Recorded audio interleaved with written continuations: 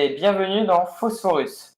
Aujourd'hui, nous allons parler du transhumanisme avec CC Gauche et Bellorum.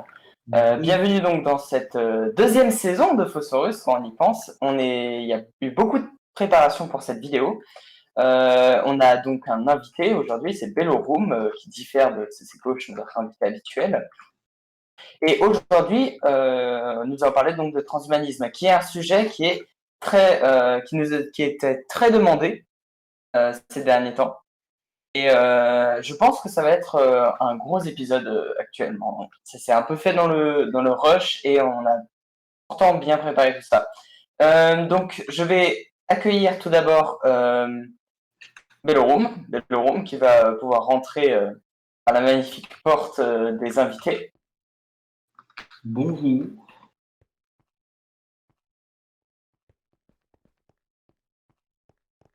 Bonjour Bellorum. Merci beaucoup d'être ici pour ce magnifique Phosphorus. Et nous avons donc notre deuxième invité qui vient à peine de nous rejoindre dans le Discord au moment où on a commenté. C'est donc CC Gauche. Bonjour. Je sais pas si tu es présent Ouais, sur c'est bon, c'est bon. Je suis là où il faut. Je te laisse donc nous rejoindre. Un magnifique fond, voilà.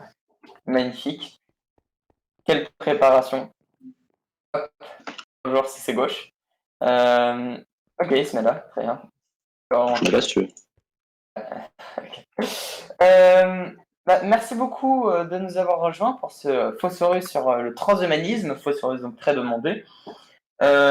Aujourd'hui, plusieurs thèmes, parce que le nom du Phosphorus, c'est le transhumanisme, l'eugénisme et l'humain.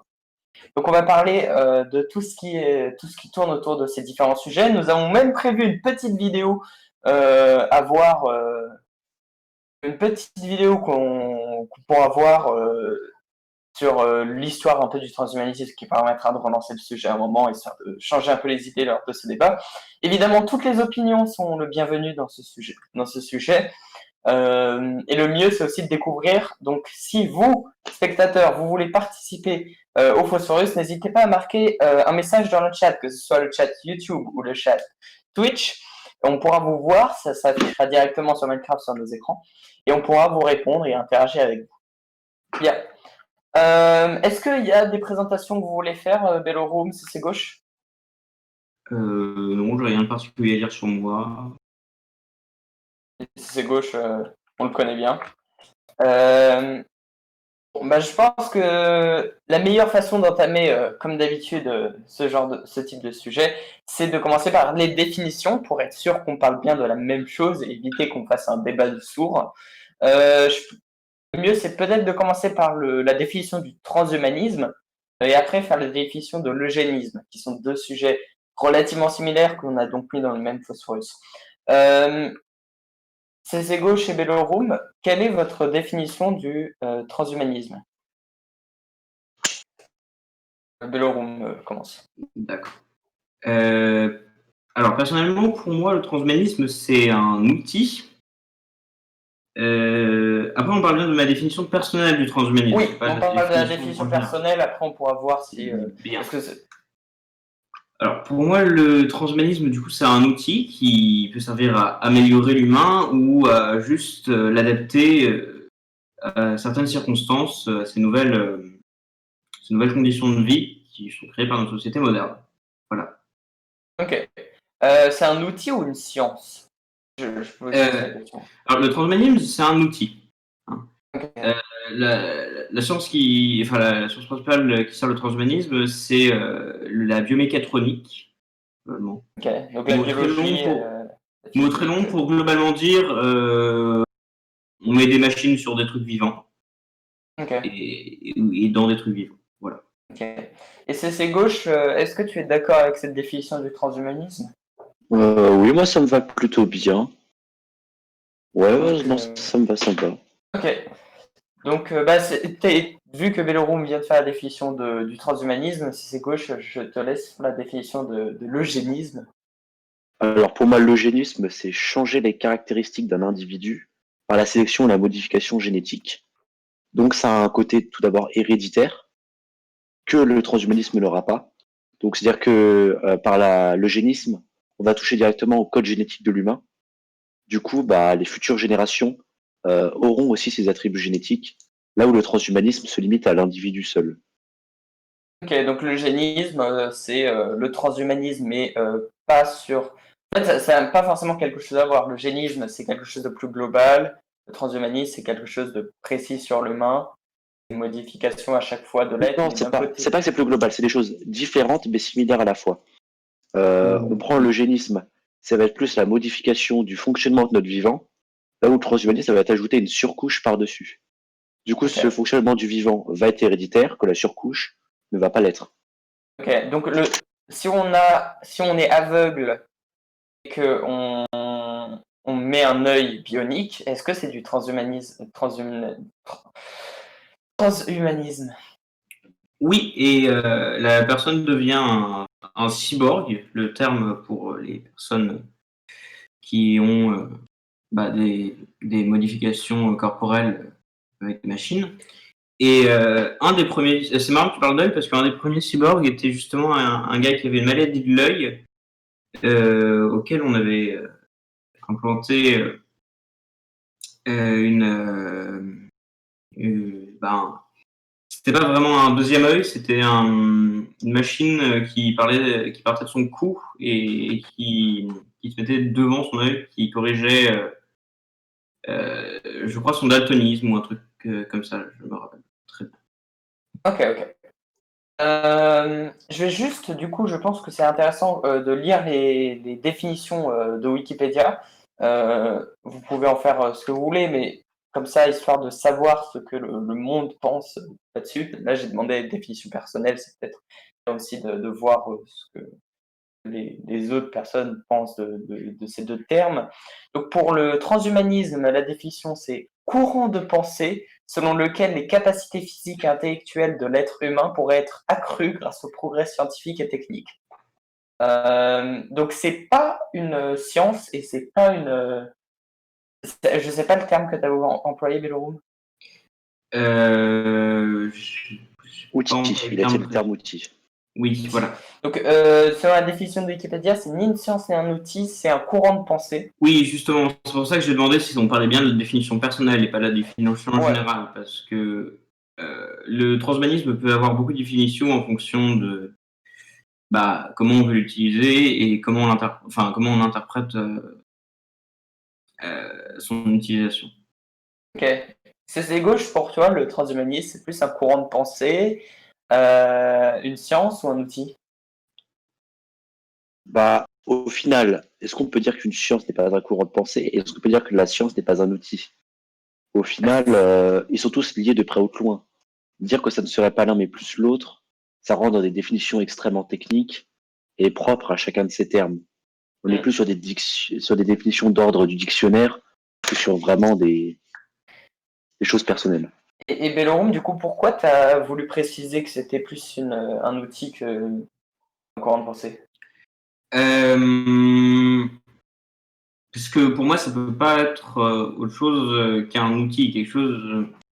En fait, la différence entre un outil et un mouvement de pensée, c'est que l'outil a un but précis, tandis que le mouvement de pensée peut développer différentes branches et tout et tout. Enfin, peut développer différentes branches qui servent pas forcément le but initial et voilà. En fait, je parlais de ma définition personnelle parce que dans ma définition personnelle, le transhumanisme sert juste à améliorer l'humain et à l'adapter à ses conditions de vie. Il ne constitue pas justement un mouvement de pensée qui chercherait à créer une espèce humaine supérieure ou à modifier symboliquement les humains. C'est juste un Ok, outil. je vois. Bon, bah, maintenant qu'on s'est mis un peu au clair sur la définition du transhumanisme, qui a l'air d'être pour le coup assez universelle entre vous deux et celle de Wikipédia, je vais juste prendre du coup la définition de l'eugénisme de Wikipédia. L'eugénisme peut être désigné comme l'ensemble des méthodes et pratiques visant à sélectionner les individus d'une population en se basant sur leur patrimoine génétique et à éliminer les individus n'entrant pas dans un cadre de sélection prédéfini. Ouais, bah, c'est à peu près ce que j'avais dit en version plus raffinée, on va dire. Oui, je suis pas Alors, particulièrement moi, renseigné sur je suis quand même un peu plus perplexe de la définition de Wikipédia, parce que dans ta définition, je crois pas que tu avais précisément dit qu'il fallait éliminer les individus n'entrant pas dans ce cadre de Ah, sélection. quand je parle de modification, je parle de modifier l'embryon par des méthodes telles que CRISPR-Cas9. Je pense qu'on y reviendra plus tard. Et quand je parle de sélection, bah, fatalement, les individus qui sont pas adaptés, qu'on sélectionne pas, faut en faire quelque chose après.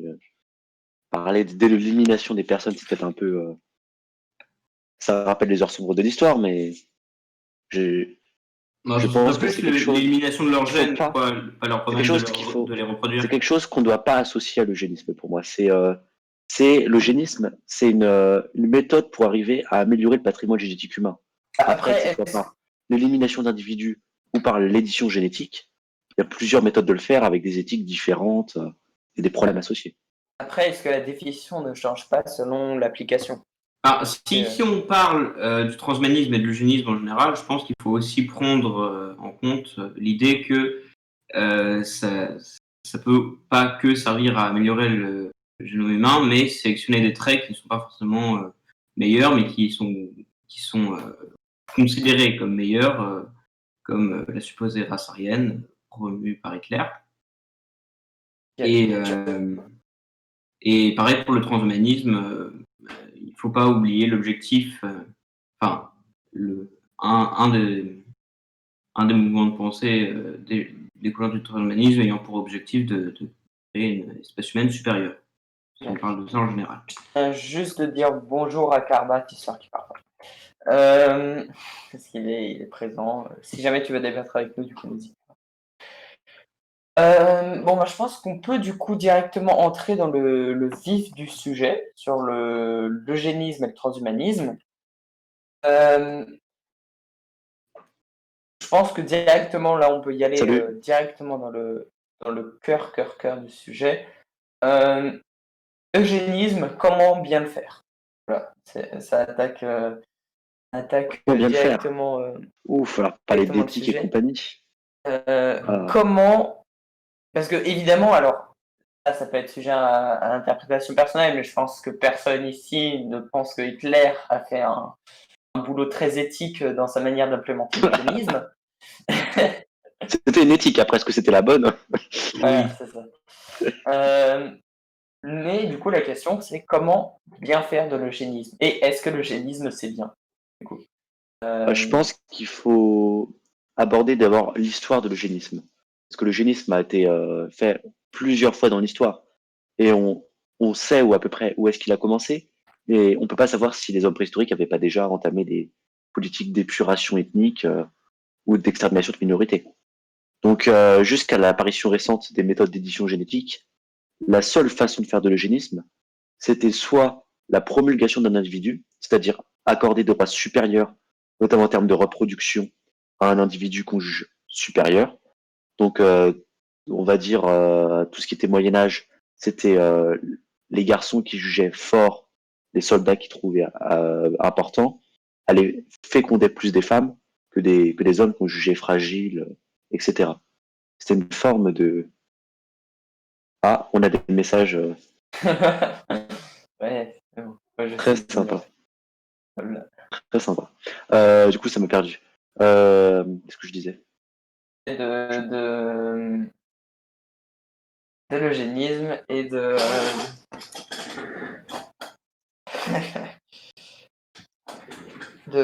l'histoire de l'eugénisme et de comment le mettre en place, j'imagine. Wow. Ah oui.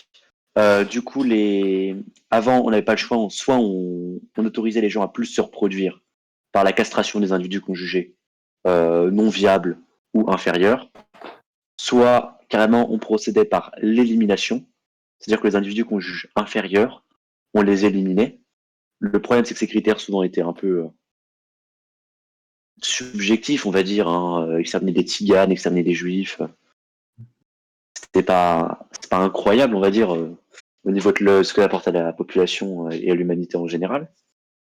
Et ensuite, on va dire, on arrive dans les années 80, 70-80, où les premiers outils d'édition génétique ont été mis en place. Donc, on a commencé à faire de l'eugénisme avec les animaux. Donc, on a commencé par, au début, on les sélectionnait, c'est-à-dire qu'on prenait les animaux les plus adaptés, jusqu'au moment où on a découvert l'édition par virus à ARN, qui a permis de comprendre le code de l'ADN et de le modifier nous-mêmes. Et là, on a su créer des animaux albinos, supprimer des maladies génétiques, faire voir plus de couleurs à des animaux. Et aujourd'hui, ça commence à arriver sur l'humain. On peut notamment voir la politique chinoise qui autorise la modification génétique des embryons humains. Ok. Belorum, tu as quelque chose à ajouter là-dessus? Je suis pas très spécialisé sur le jeunisme, donc pas particulier. Ok. Donc c'était une petite introduction sur le génisme, j'imagine. Le transhumanisme, ça va pas être exactement la même question, parce que comment bien le faire, bah, je pense pas qu'il y a différentes manières de le faire qui éthiquement sont très différentes. Euh, mais je vais plutôt poser une autre question, c'est en fait la plupart des reproches faits au transhumanisme, c'est le fait que bah, on ne devienne plus humain. Si on remplace toutes nos parties du corps par des robots, bah, au final, on n'est même plus humain, on est juste un cerveau dans un truc de métal. Euh, Ce qui peut en soi être critiqué en disant que bah oui, un cerveau dans un truc de métal, c'est plus humain.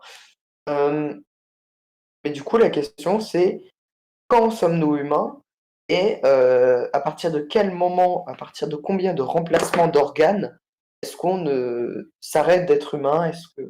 Est-ce qu'on devient des machines, des robots? Je sais pas si vous avez véritablement Ben, compris la dans question. les définitions formelles, à partir du moment où tu engages n'importe quelle modification, tu deviens un cyborg. Mais après, un cyborg est toujours qualifiable d'humain. C'est juste un humain qui a eu des modifications. Mais en fait, je pense pas qu'il y ait de réel moment où tu ne deviennes plus humain. Un humain, à partir du moment où il a encore ses gènes, et à partir du moment où il a encore son cerveau bah, qui lui permet de suivre sa pensée, de se rappeler de ses expériences, reste humain. Ok. Alors, on va pas forcément revenir sur la définition de qu'est-ce qui est humain, parce que ça, on l'avait déjà vu pas mal de fois, même si on peut ne pas forcément être d'accord. On avait vu pas mal de fois dans les autres phosphorus, qu'est-ce qu'on considérait comme étant humain, que ce soit le cerveau, l'assemblage de molécules, les concepts derrière, etc. Je vais reprendre mon petit plan. Alors, du coup, il y a une question que. Alors, du coup, si c'est gauche, j'ai juste pas eu ton retour sur cette question. Je sais pas si. Bah, je vois pas ce qu'on peut dire de plus. Je pense qu'il a bien expliqué Ok. les tenants et aboutissants. Euh, Est-ce que c'est intéressant de s'attacher à notre définition d'humain? Parce que pas mal de ménagères qui font des soupes d'ortie vont vous dire que bah oui, non, mais l'humain c'est important, les sentiments et tout ça.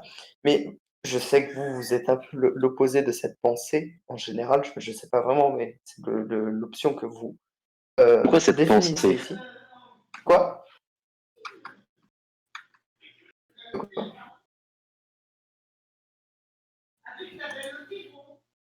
De quoi? C'est gauche? Oui? Ah oui, oui, quoi? Ok. Non, je sais pas, je cru que tu avais dit quelque chose. Non. Est-ce que c'est intéressant de s'attacher à ce qui nous rend humains? Je sais pas si pour vous, il y a des choses qui font en sorte que nous, on est humains et pas les autres animaux ou des choses dans ce style. Mais est-ce que vous pensez que, parce qu'avec le transhumanisme et l'eugénisme, on va devenir vraiment quelque chose de totalement différent. Donc, qu'est-ce qui fait l'humain? Et est-ce que vous pensez que c'est important de s'attacher à ces principes de on est humain parce que gna gna gna? Je sais pas si Bellorum va être d'accord. Moi, j'ai une vision, on va dire, assez biologique et scientifique, on va dire, plus de la question. Mhm. Donc, être humain, les humains sont une espèce. Et comment on définit une espèce? Une espèce doit être capable de se reproduire avec elle-même. Donc, à partir du moment où l'humain ne sera plus capable de se reproduire avec d'autres humains, ça ne sera plus même une même espèce. Par contre, on peut avoir plusieurs races, voire sous-races dans des espèces. Même si chez l'humain, vu que malheureusement il y a le racisme et tout ça, on doit dire une ethnie, c'est exactement la même chose hein, scientifiquement. Une race de chiens et une ethnie humaine. Du coup, si jamais on sait modifier génétiquement l'humain pour obtenir un humain qui n'est plus capable de se reproduire, tellement on a fait de modifications avec un autre humain, eh ben on serait dans une nouvelle espèce. Donc tant qu'on peut se reproduire pour former d'autres humains, on est encore humain. Bellorum, je sais pas si t'as quelque chose à dire là-dessus. Et Je le vois rhum, que Bellorum a coupé son micro, peut-être. Oui, une Ah, seconde. Désolé, j'ai eu un petit problème. Donc, je sais pas si t'as quelque chose. Est-ce que t'as entendu ce qu'il avait dit? j'ai juste entendu le début, mais je suis plutôt d'accord, oui, à partir du moment où un humain pourra plus se reproduire avec un autre, ce sera plus vraiment un humain. C'est pour ça d'ailleurs que j'ai précisé qu'un humain est justement composé de son génome et de son cerveau.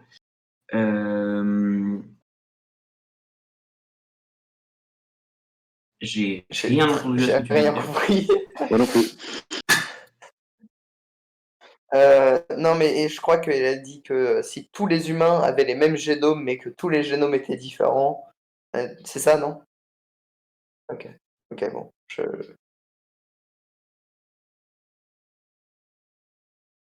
Les humains On étaient peut cloner homo. des... Enfin, si on commence avec des si, on peut aussi penser au fait que si tous les humains étaient homo, on pourrait commencer à développer des technologies pour cloner bien des humains avec des incubateurs si ils veulent pas porter Et d'enfants. puis, Et je donc veux dire ça quelque chose. marcherait. Si tous les humains sont homo, ça veut dire que les homos sont capables de se reproduire, puisque tous les humains sont homo. Donc ça veut dire qu'il n'y a pas de problème. C'est-à-dire qu'on serait une espèce qui serait capable de se reproduire, un peu comme les escargots. Ok, du coup, il y aurait plus d'homo au final. Bah si, on serait homosexuel, mais il y aurait qu'un seul genre. Ou il y aurait deux genres différents, mais les deux peuvent se reproduire l'un avec l'autre. Donc il n'y a pas de problème. Je Bien le bonsoir, Akila.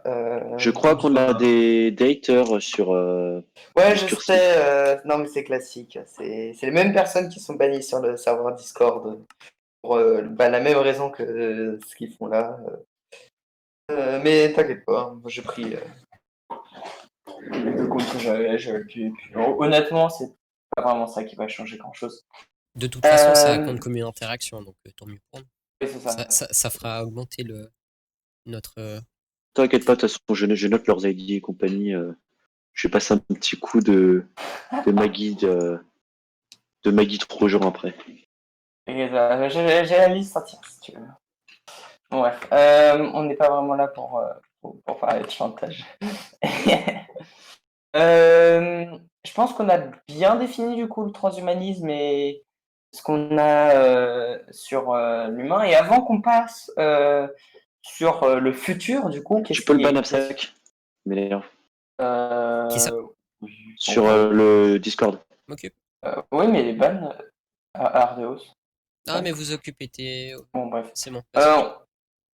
On s'en occupera après. On a bien défini ce que c'est que le transhumanisme, l'eugénisme. Je pense qu'on part sur des bases plutôt solides sur qu'est-ce qui est humain, qu'est-ce qui ne l'est plus, et comment bien faire l'eugénisme. Je pense qu'on peut peut-être regarder, Abzac, si tu as préparé la petite vidéo, je pense qu'on peut Oui. peut-être regarder une petite vidéo qu'on a concoctée très rapidement. Ça permet juste de changer un peu d'air, Je suis pas au courant de ça, moi. de dynamiser le Ah, mais live. Ouais, je sais. tu vas voir, c'est excellent. C'est la cerise sur le gâteau. C'est ça, c'est ça. Non, c'est juste pour parler un peu de l'histoire de l'eugénisme, en tout cas du transhumanisme dans l'Antiquité. Et attendez, je vais juste vous retrouver le lien de partage de la vidéo. Et non, c'est pas celle-là. Oui, tellement de trucs bizarres. Voilà les vidéos. Ça s'affichera. C'est bon, je peux la lancer? Vas-y, c'est une petite vidéo. Je C'est vous parti. laisse. L'origine Ouais. du transhumanisme peut remonter jusqu'à la Mésopotamie, où un récit du nom de l'épopée de Galgamèche, parlant d'une quête de l'immortalité, correspond à la définition contemporaine du transhumanisme. D'un autre point de vue, il y a aussi des idées religieuses sur le transhumanisme, comme la fontaine de jouvence ou l'élixir de longue vie. Si ces idées ne posent que sur une vie éternelle, il n'en est pas moins que cela a fait réfléchir des philosophes, comme Darwin, qui a fait pas mal de théories sur l'évolution. Je cite, « Il devint très probable que l'humanité telle que nous la connaissons n'en soit pas au stade final de son évolution, mais plutôt à une phase de commencement. » Pour relancer le sujet, il peut être intéressant de s'attarder sur ce dont parle Darwin. À quoi s'attendre en manière d'évolution de l'espèce humaine? Quelle modification génétique? Quelle modification sociale, économique, cela va-t-il engendrer? À vous les studios.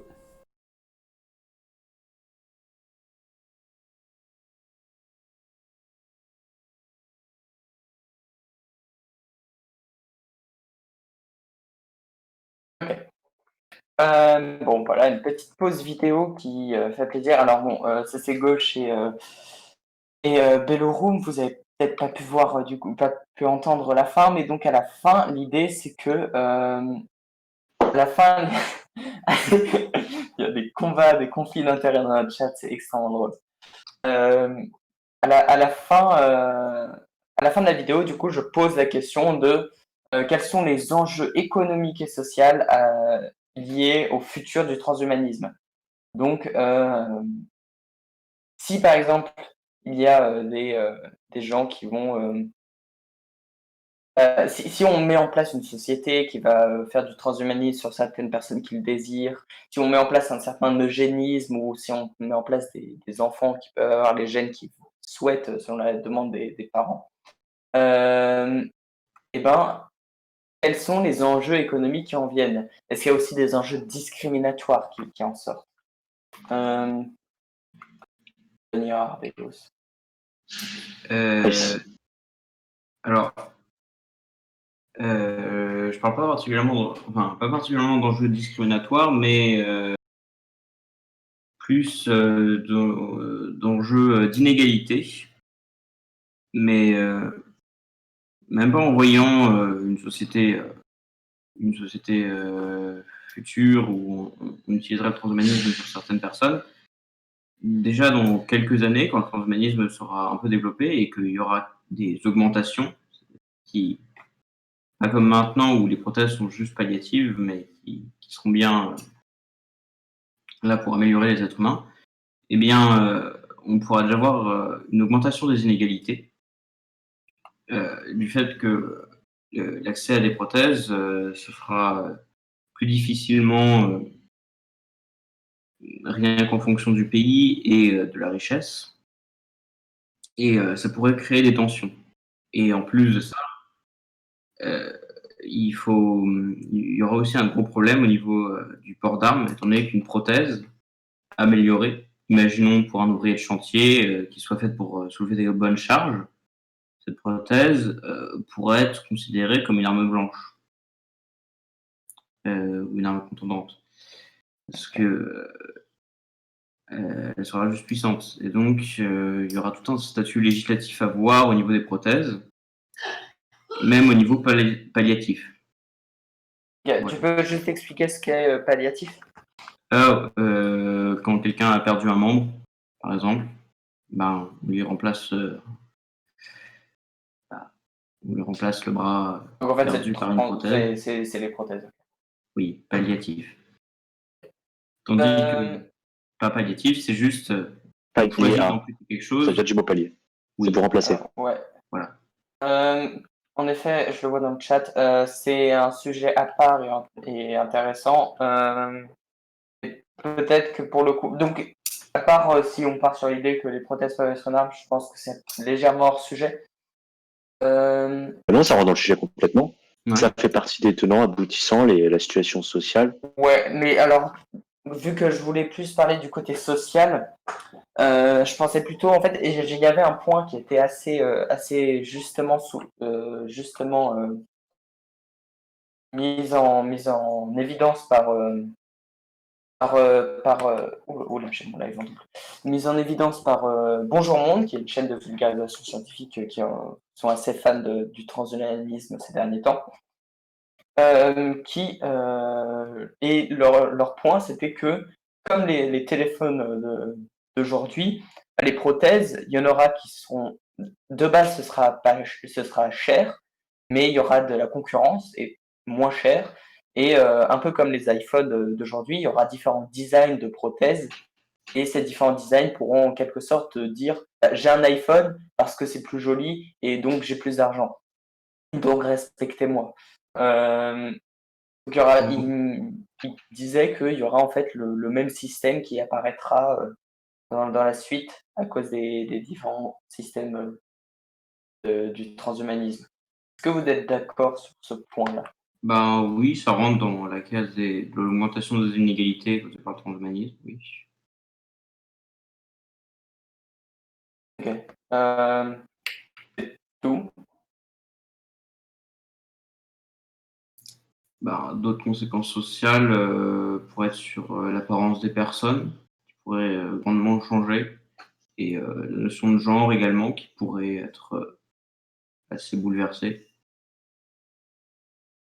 C'est vrai qu'on pourrait voir apparaître une forme de troisième genre, voire quatre genres, avec un genre féminin robotique, un genre, enfin, cyborg pour être le terme exact, un genre féminin cyborg, masculin cyborg, ainsi qu'un genre féminin et masculin, on va dire, humain.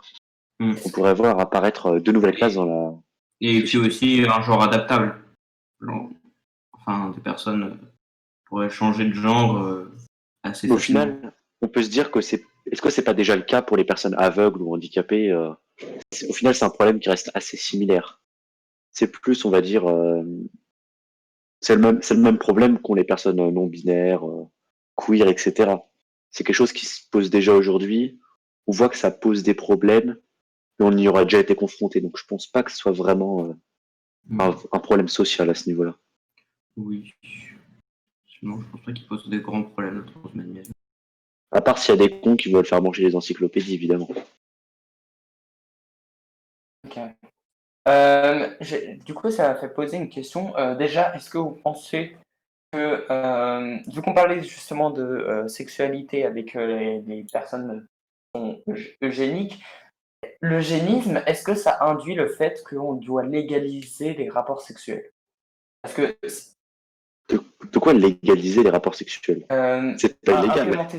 implémenter des lois sur les rapports sexuels, Alors, ça veut dire légiférer, ça. légiférer ou mettre une juridiction. Je m'y connais Oui, très c'est peu en légiférer. vocabulaire. Oui. C'est légiférer, Euh, c'est le bon mot. mettre des lois sur les rapports sexuels, parce que probablement qu'il y aura des enjeux et intérêts, probablement qu'il y aura aussi peut-être des enjeux politiques sur des personnes eugéniques. Ben, je pense pas qu'il y ait besoin de grosses adaptations. Ah, Il y a déjà des banques de sperme et des personnes qui veulent se reproduire sans avoir de rapport. Donc, on pourra s'il faut, stocker l'ADN d'une personne. mais la question On que peut je le veux dire, c'est conserver. que en fait, le problème, c'est que ça peut provoquer des problèmes. Par exemple, on peut théoriquement, du coup, faire naître des gens qui soient racistes. Enfin, voilà, c'est évidemment un cas très extrême, mais si on arrive à ce niveau-là, mais on pourrait théoriquement faire naître des gens qui sont plus adaptés pour être racistes, ou plus adaptés pour être méchantes, ou pour être avec des mauvais traits. Est-ce que vous pensez qu'il faut du coup légiférer la reproduction eugénique avec des lois et quelles lois devrait-on mettre en place, quoi? Moi, j'ai quelques idées là-dessus. Premièrement, au niveau national, il ne devrait y avoir aucune loi, car en général, les individus, on dit tout le temps que le citoyen est irresponsable, mais qui voudrait d'un enfant méchant, raciste, etc. Il n'y a aucun intérêt à le faire, et qui accepterait de le faire? Il y a toujours des cons qui le feront, mais ça restera suffisamment marginal. Par contre, on pourrait en mettre en place un traité international pour interdire la création d'humains soldats, etc., comme ce que sont en train de développer les Chinois. Parce que ça, on essaye de pas trop en parler, même si les Chinois s'en cachent pas trop là-dessus, mais ils développent des humains qui ne ressentent pas la douleur, qui ne réfléchissent pas, qui sont juste là pour exécuter des ordres. C'est quand même assez terrifiant. C'est ça. Et du coup, tu penses que elle est où la limite dans tout ça? Pour moi, il ne doit y avoir aucune politique d'État sur la génétique génétique, ça doit être laissé au choix de chaque citoyen. Chaque citoyen doit pouvoir choisir quelle modification il fait ou il fait pas. On ne doit pas Ouais, mais le pouvoir. problème, c'est que du coup, ça peut laisser. En fait, d'un point de vue de. Si on amène le progressisme à un stade où ils acceptent le transhumanisme, ils vont probablement vous dire que oui, mais du coup, il faut implémenter des légalisations comme ça, on peut avoir moins de racistes sur Terre, on peut régler pas mal de problèmes de stupidité. Donc, il faut Oui. impérativement empêcher les gens de faire naître Je, des gens racistes, etc. je vais prendre un petit exemple relativement simple. Aujourd'hui, il y a ce qu'on appelle la PMA, donc la procréation médicalement assistée, qui est donc interdit en France. Les gens, qu'est-ce qu'ils font? Ils en font pas moins. Ils vont juste à l'étranger pour le faire. Juste que du coup, on échappe à toute possibilité d'encadrement de la chose. Le fait de mettre des lois, ça empêchera pas les gens de le faire. Ça déplacera juste le problème en empêchant l'État d'avoir un regard dessus. C'est juste rendre les choses encore plus dangereuses. Bon, je sais pas quel est ton point de vue là-dessus, mais Mais par contre, il y a un sujet intéressant sur l'amélioration des êtres humains, parce que on pourrait se demander, enfin l'amélioration hygiénique des êtres humains, parce qu'on pourrait se demander si des personnes en ont la possibilité, ce serait pas considéré comme vouloir nuire à autrui que de ne pas améliorer son enfant. Oui, Du on style, en parlait en plus avec Sisseko, je crois, la première fois où il a amené le sujet du transhumanisme. ouais, ouais, c'était dans celui sur l'espace, je crois, qu'on en avait parlé. Ouais, possible. Le Oui, second oui, parce qu'on phosphorus. parlait de ma modification génétique pour être plus adapté. je ne l'ai absolument pas regardé. Non, non, t'inquiète pas, il y a aucun mal à ça. Du coup, Si, il faut regarder tous les phosphorus. C'est obligatoire. ouais, c'est ça. Ok, Obligé, c'est bon, ok. 10 heures de live. Ah non, je plaisante. Allez, je suis Non, avec ça. mais du coup, ouais, c'est un point du coup. Mais du coup, ce serait implémenter une législation, enfin, implémentation, j'ai encore oublié le mot que vous utilisez, Une mais du coup, ce serait juridiction. une juridiction sur le transhumanisme que de se dire que c'est discriminatoire de ne pas donner des avantages à son enfant. Non? Euh, ben, j'imagine que ça devrait passer par un système similaire à la sécurité sociale, mais après, la modification génétique, même si elle est rendue beaucoup plus simple grâce à des systèmes comme CRISPR-Cas9 ou des technologies futures, ça pourrait être assez cher et donc poser des problèmes de financement, et donc il y aura probablement une grosse polémique là-dessus. Après, je ne sais pas trop comment ça pourrait se décider. Ok. C'est gauche, est-ce que tu es du même avis? Parce que j'ai entendu un mot enfin, j'ai entendu un terme qui est très intéressant. Lequel? C'est celui sur la sécurité sociale. Euh, alors j'y avais. Attendez. J'ai un truc dans la bouche. Ok. J'y avais pas pensé avant, mais c'est vrai que est-ce qu'il faudrait mettre en place une sécurité sociale pour les personnes qui ont eu des mauvais gènes? Comment ça, des mauvais gènes? C'est déjà le cas actuellement, hein. Si tu prends quelqu'un qui est né, par exemple, avec une leucémie, il va être pris en charge par la sécurité sociale. Si quelqu'un est né avec Mais la maintenant que mucoviscidose, les gènes, imaginons que les parents ont la responsabilité des gènes de leur enfant, est-ce que la sécurité sociale devrait changer? non, tu devrais dire, est-ce qu'elle devrait rembourser les corrections d'erreurs génétiques, tu veux dire? C'est ça. Bah, en France, on corrige les citoyens, on soigne tout le monde, peu importe son origine, d'où est-ce que tu viens. Tu choisis pas comment tu nais, tu choisis pas les gènes qu'on t'a donnés à ta naissance. Donc, Mais fatalement, maintenant que tu autant. choisis comment tu nais, c'est ça la question. Mais c'est pas toi qui choisis comment tu nais, c'est tes parents qui choisissent pour toi. Oui, Du et coup, d'ailleurs, tu s'ils ont dois fait être des soigné. mauvaises décisions, je pense que ce serait eux qui seraient pénalisés. Si, s'ils ont volontairement ou involontairement, mais par manque de connaissances, nuit à leur enfant, il y aurait des Un sanctions. exemple là-dessus. Les femmes qui fument pendant la grossesse. L'enfant naît avec un retard mental à cause de la nicotine présente dans le tabac. On leur a prévenu que ça allait faire ça. Ils l'ont fait. Est-ce qu'on ne doit pas soigner l'enfant parce que les parents l'ont fait? Non, on va soigner l'enfant. C'est pas de la faute de l'enfant si ses parents ont fumé. C'est un peu dire à l'enfant, va te faire voir, c'est la faute de tes parents. Prends-en à eux. Ça se fait pas. Mm. Ouais, je vois l'idée, mais du coup, mince, j'ai pas envie ce que je veux dire.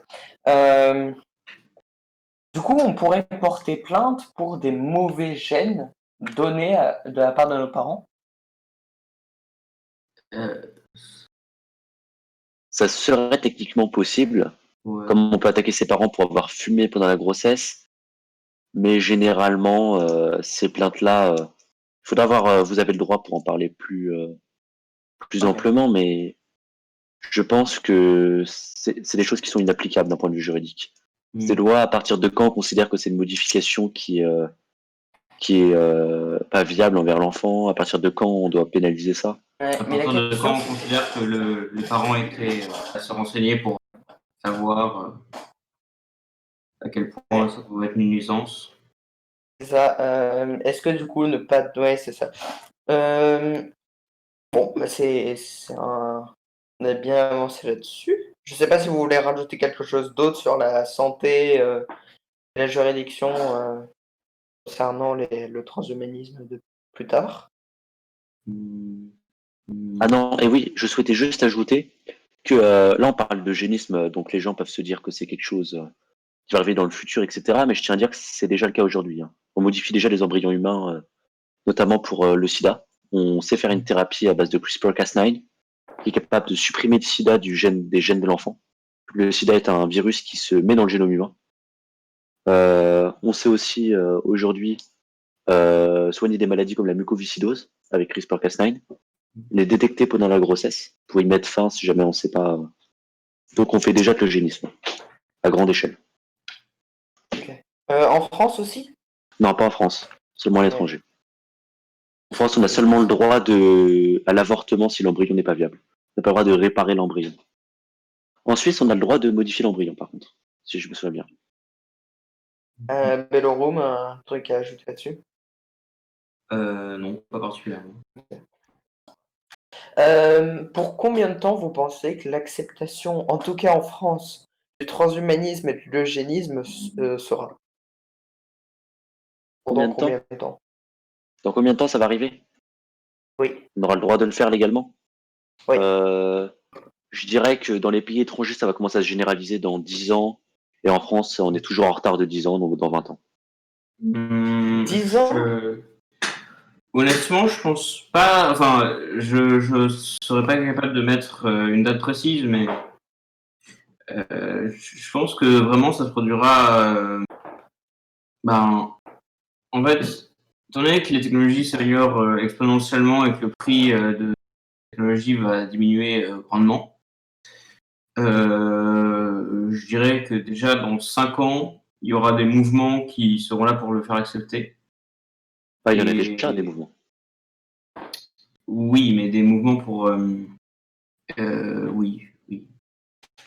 Mais dans 5 ans, on entendra vraiment parler. Ce sera un truc à peu près au même niveau que les manifestations pour LGBT, je pense. Après, euh, quant à savoir combien de temps ça va prendre avant que l'Église, qui même si elle n'est pas censée être relatée à l'État, a assez d'influence, et que juste même certaines personnes athées, mais qui donnent une grande importance au corps dans une des spiritualités, acceptent le transhumanisme et l'eugénisme, je ne saurais pas vraiment dire.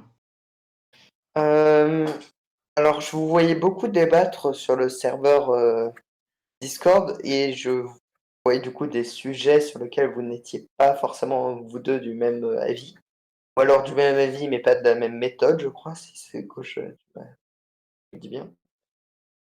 Je me souviens plus exactement sur quoi c'est, donc faudra me ressortir les. Bah, j'allais vous demander de revoir sur quel sujet, mais du coup, si tu sais plus. Bellorum, du coup, tu te souviens ou pas? Je regarde.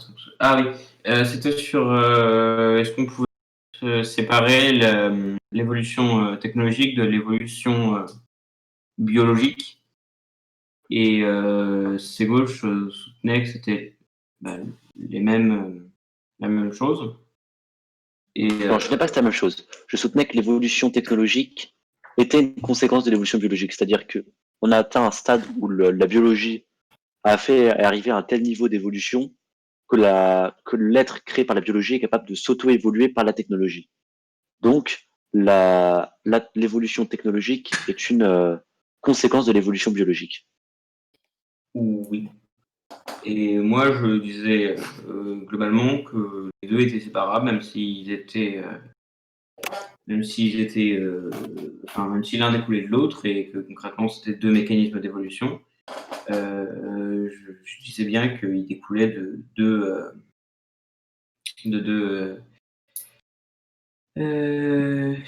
contraintes, enfin de deux types de contraintes différentes et de deux types de méthodes différentes utilisées pour, enfin pas utilisées, mais deux types de contraintes différentes, oui, pour les faire évoluer. Ok. Bah, du coup, vous n'êtes pas d'accord? Ou j'ai du mal à suivre si. Nous, on a deux points de vue différents. On n'est pas Point obligé de vue d'avoir un différent. accord, hein.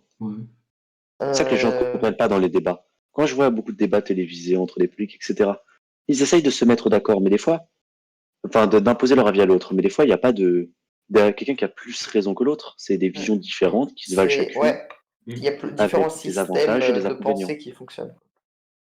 Différents systèmes de pensée qui sont cohérents et qui fonctionnent. Il n'y en a pas Ça un qui est serait, juste ça que serait l'autre. comme dire en maths qu'il y a un système axiomatique qui est supérieur aux autres. Le théorème d'incomplétude de Gödel nous assure qu'il n'y a aucun système axiomatique qui est absolu. Et du coup, Mais dans la vie en général, c'est pareil. Nous sommes un système axiomatique extrêmement complexe. Et au final, dire qu'un système axiomatique a plus raison qu'un autre, c'est complètement con. bon, on a parlé de discrimination sociale, de quand est-ce qu'on sera prêt à accepter le transhumanisme. Alors, j'ai noté une question qui, je pense, a une façon de voir le transhumanisme un peu différente. Étant donné qu'on peut spécifier des gènes humains pour différentes occupations, est-ce que vous pensez qu'il y aura on pourra fabriquer des humains, enfin, dit comme ça, c'est très post-apocalyptique, on fabrique des humains et tout ça, mais est-ce que vous pensez qu'on pourra fabriquer des humains pour qu'ils soient conçus pour faire tel ou tel métier, spécifiquement? Ah bah la Chine le Euh, fait déjà, hein. Ils font des soldats. C'est un métier de soldat. Donc ils Est-ce créent que des est-ce que humains vous pensez que c'est soldats. éthique et quel est votre Pas point de du, vue là-dessus? pas du tout. Je suis pas du tout d'accord que ce soit éthique. Oui, moi non plus, je pense pas que ce soit éthique. N'importe quel être a besoin d'avoir possibilités différentes, pouvoir être vraiment intéressant et le plus de possibilités en termes d'expérience. Et si une personne naît pour être soldat, je pense que si ça a été conditionné, c'est pas une très bonne chose.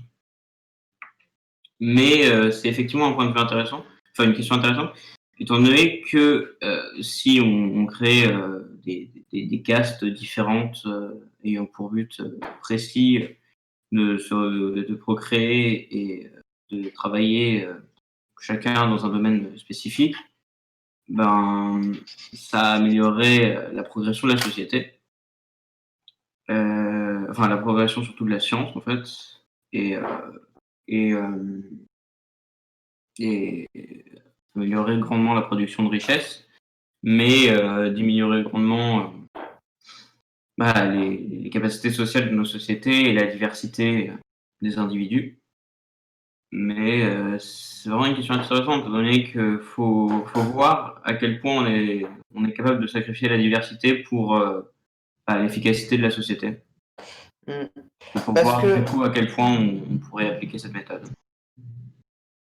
Parce qu'il y a quelque chose quand même qui m'a toujours surpris, c'est qu'on dit souvent qu'il ne faut pas que telle personne soit ségrégée par quelque chose qu'elle n'a pas choisi pour faire tel métier. Le problème, c'est que même de nos jours, c'est quelque chose qui se produit en fait. Par exemple, une personne qui veut faire le métier euh, de danseuses dans un ballet. S'ils ont besoin de filles, eh ben, ils vont prendre que des filles. Parce que les cours, parce que la taille, le poids, etc. Et c'est pas possible de faire autrement. Euh, et théoriquement, c'est aussi une ségrégation.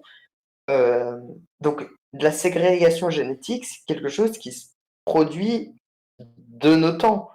Donc, la question, c'est où est la limite entre une ségrégation qui est acceptée comme aujourd'hui et une ségrégation qui ne le sera pas avec le transhumanisme?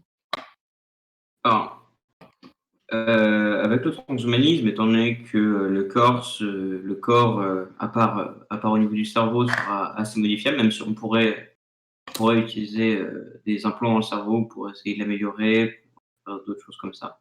Pour l'instant, on n'a pas assez de connaissances sur le cerveau pour savoir à quel point on pourrait l'améliorer, mais on pourrait effectivement penser à ça, mais en excluant ça, le corps, grâce au transhumanisme, serait une notion beaucoup plus souple et qui pourrait changer au fur et à mesure enfin, qui pourrait changer à notre bon vouloir, et donc les ségrégations sur le physique n'auraient plus lieu d'être, et ce serait uniquement des ségrégations sur le rang social qui existeraient, qui sont, je pense comme tout le monde le pense, qui sont en définitive à bannir d'une société fonctionnelle. Quelqu'un d'autre? Ah, est-ce qu'on a puisé le cours de tes pensées? Allô? Oui, quoi? Non, je crois que tu as coupé, ou alors tu t'es arrêté de manière juste un peu brusque. Je me suis arrêté à quel mot? Fonctionnel. Oui, bah, je crois que c'était ça. Ok, d'accord. C'est juste le ton qui faisait pas fini. C'est gauche. Qu'est-ce Oui. que qu'est-ce que t'en penses là-dessus d'une ségrégation transhumaniste slash même qu'aujourd'hui? J'ai pas aimé ce que tu as fait tout à l'heure. C'est un biais qui est relativement Ah, méchant, on va dire, un falafel, on va dire au moins niveau 7. C'est de partir du principe que quelqu'un est d'accord en faisant une question à présupposer à réponse universelle. En disant, ah, vu qu'aujourd'hui on accepte ça, est-ce que Bellorum a dit qu'il trouvait super qu'on ségrègue les danseuses de ballet? Quoi, Non, petit? Non? il a J'ai pas jamais dit dit ça. ça. non, mais Du coup, au personne n'est final, pour là-dessus, mais dire que ça c'est éthique et du coup, est-ce que le transhumanisme ça doit être éthique? j'ai Non, jamais c'est dit juste que que c'était éthique. les deux, on trouve ça pas éthique.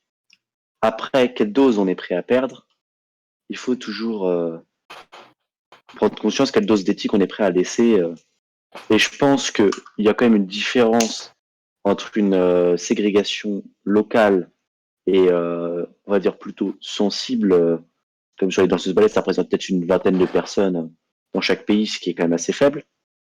Alors qu'une ségrégation transhumaniste pourrait avoir un impact sur l'ensemble des individus d'une société, qui est quand même à une toute autre échelle. Alors, plus une ségrégation eugéniste, parce que si on veut appliquer une ségrégation transhumaniste à l'ensemble des individus d'une société, ça demande beaucoup de moyens. Et si c'est applicable comme ça, en fait, il n'y a pas vraiment de ségrégation qui pourrait avoir lieu, étant donné que l'avantage du transhumanisme par rapport à l'eugénisme, c'est beaucoup plus facilement réversible, en fait. Enfin, à part organiquement, mais enfin, à part pour remettre de la matière organique, mais on peut beaucoup plus facilement changer de corps, en fait, avec le transhumanisme qu'avec l'eugénisme. Changer de corps. Ah, je pense que tu parlais du fait qu'on puisse le changer pendant son vivant. Oui, Alors que l'eugénisme, on oui, est voilà. coincé par notre génération, quoi, Et du notre coup, on ne être. pourrait pas vraiment faire de ségrégation dépendante du transhumanisme, étant donné que justement le transhumanisme permet l'adaptabilité et Et je pense qu'il faut prendre un exemple dans le transhumanisme peut-être un peu extrême pour voir ce type d'exemple apparaître. C'est par exemple tout ce qui est changement de bras. Par exemple, tu décides de te faire couper le bras pour mettre un bras bionique à la place, qui a 8 fois la force d'un bras classique, incassable, beaucoup plus de dextérité. Au final, si jamais d'un seul coup on se met à se moquer de toi ou à te trouver inférieur parce que t'as pas un bras humain, c'est une forme de ségrégation transhumaniste. Et tu peux pas revenir en arrière. Il n'y a pas de retour en arrière pour ce cas. Hmm. Donc je pense que c'est quand même comparable sur ce type de modification en tout cas. Pas des ajouts, mais des modifications. Parce que Ici. si on s'ajoute une combinaison renforcée, bah tu peux la retirer, c'est bon. Ok. Alors, Karbat, juste pour te dire, on a déjà défini le transhumanisme au tout début et on l'a même relativement très bien fait. Mais basiquement, on est parti sur la même définition que Wikipédia, c'est-à-dire, hop, je vais faire retrouver, courant de pensée ou donc pour Bellorum plus un outil ou une science, mais bon, c'est un peu la même chose au final, selon lequel les capacités physiques et intellectuelles de l'être humain pourraient être accrues grâce au progrès scientifique et technique. Donc, c'est-à-dire améliorer ses capacités physiques et intellectuelles. Pour créer Grâce au progrès Cyborg. scientifique. Voilà. Exactement. Ça, c'est pour le transgénisme et pour le génisme.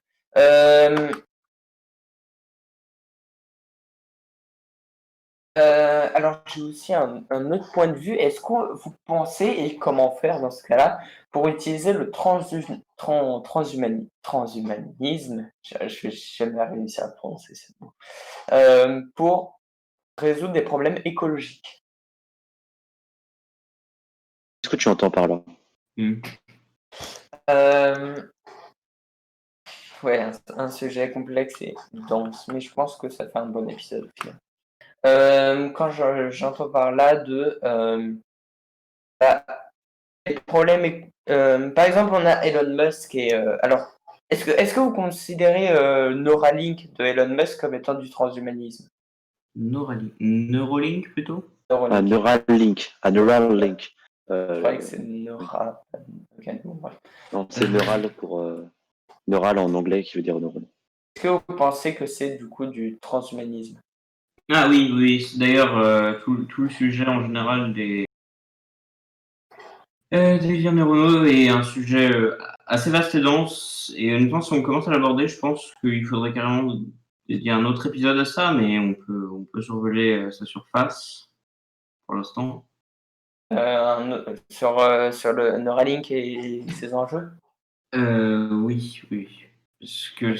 ça semble important. C'est vraiment gros. Ouais. Ok, mais juste comme ça rapidement, est-ce que vous considérez ça comme étant du transhumanisme ou autre chose comme de la transplantation de conscience dans un ordinateur ou un truc dans ce Non, style? c'est complètement du transhumanisme. Bah, être capable d'interagir avec le cerveau, oui, c'est du transhumanisme. Ok. C'est la base. C'est la Ok. définition. Ouais. Ok, c'était juste pas sûr. Du coup, parce qu'il y avait quelqu'un qui avait dit que bah, du coup, si on est tous dans une simulation, on ne fait et que il y a beaucoup moins du coup d'êtres humains. Imaginons que 50% de la population soit dans une simulation en utilisant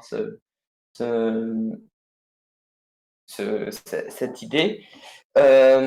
Imaginons que 50% de la population soit dans cette simulation. Du coup, il y a moins de personnes qui vivent sur Terre et donc plus de place pour résoudre les problèmes écologiques. C'était ça l'idée. Je crois que t'as pas. Le Neuralink, c'était pas ça. Hein.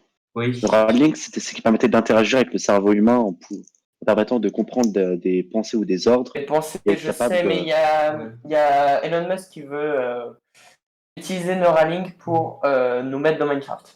Basiquement. C'est très cool ça, mais c'est encore c'est un pas autre ouf. sujet ça. La vie carrée, c'est pas ouf. Donc, en fait, utiliser le fait qu'on puisse lire nos pensées pour lire des mouvements et donc nous faire bouger dans la simulation et nous faire ressentir des choses qui viennent de la simulation. C'est ça l'idée.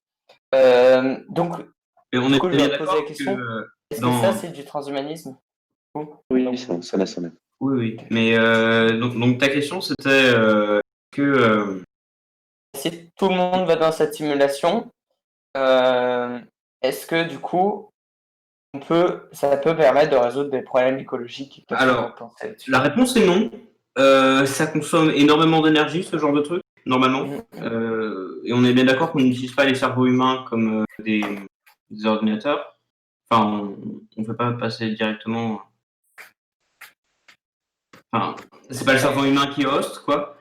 Donc ça consomme énormément d'énergie. Et puis même les cerveaux ce sera à entretenir. Donc la réponse est non. Ça peut pas être utile de ranger des gens dans des simulations parce que ça va forcément consommer plus d'énergie que ça en économise.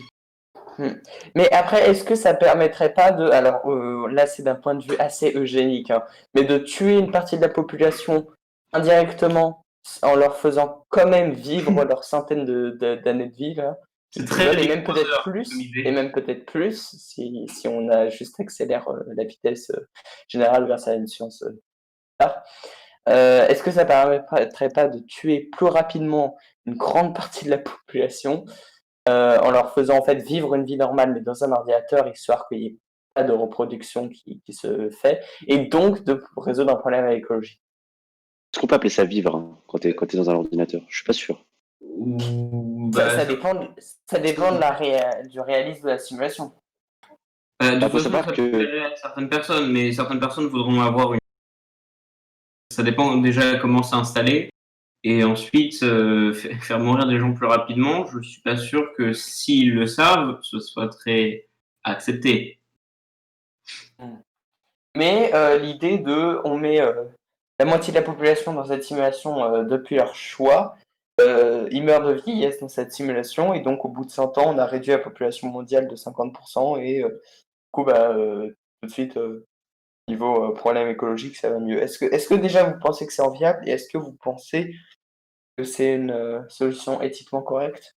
Alors, c'est pas viable, et même si ça l'était, éthiquement, non. Non, non, chaque personne a besoin d'avoir le plus de possibilités, et une simulation n'offrirait jamais autant de possibilités que la réalité, en fait. Enfin, si, mais. non, parce que il faut déjà rentrer dans un. Je pense que tu dois bien maîtriser ce domaine, toi qui es comme moi passionné d'informatique. CIPOS, c'est la théorie de l'information. Et cette théorie de l'information, souvent on en parle pour justement parler de l'information, mais ce qu'elle dit aussi, c'est que on ne pourra jamais calculer plus de matière avec une quantité de matière n que ce qu'on a déjà actuellement. C'est-à-dire que si on veut simuler chaque particule d'un monde, il faudra plus de particules dans notre monde que celles dans le sous-monde. Mais Du coup, après, au on n'a final, pas forcément besoin de simuler chaque particule. alors ce ne sera pas une représentation parfaite de la réalité. Oui. Et donc, il y aura moins de possibilités. Du coup, c'est pas du tout éthique parce que tu limites les possibilités qu'un être humain puisse vivre. Après, moins de particules veut pas dire quand même un nombre limité Si, de particules. déjà, tout ce qui est sur la physique quantique, tu peux l'oublier, vu que c'est-à-dire que tu simules plus la physique quantique, vu que tu C'est simules plus les vachement particules. moins fun un monde sans physique quantique. Il y a quasiment tout qui est impossible. Tu peux plus faire de microprocesseurs, donc t'as pas de téléphone, d'ordinateur, tout ce que tu veux. Vous savez, T'as plus de communication, t'as plus de lumière, t'as plus de. l'idée de Elon Musk venait de faire comme dans le style de Minecraft, dans le truc, sauf qu'avec il y aurait bien plus de possibilités et bien plus de différents éléments. Mais ça reste très loin de la vraie vie. Ça reste très loin de la vraie vie, oui. Non, je pense qu'en aucun cas ce serait éthique ou pratique ou intelligent ou utile.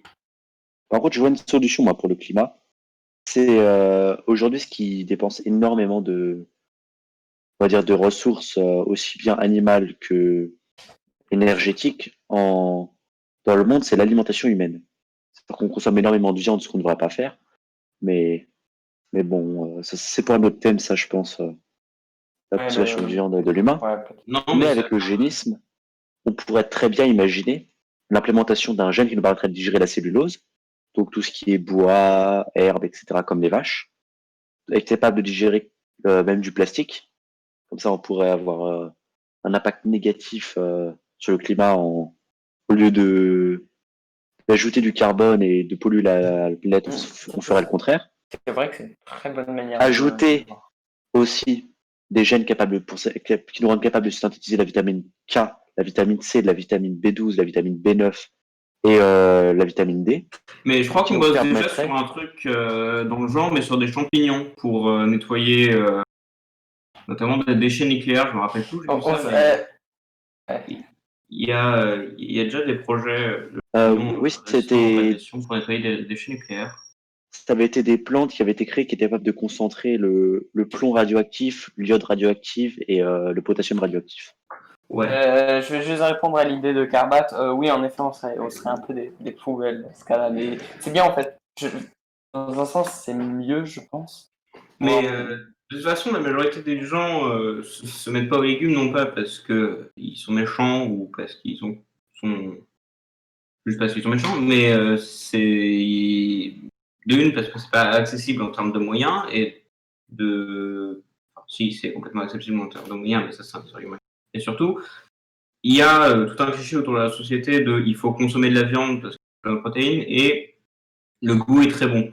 Donc ces deux trucs, déjà niveau goût, ça peut être Ouais.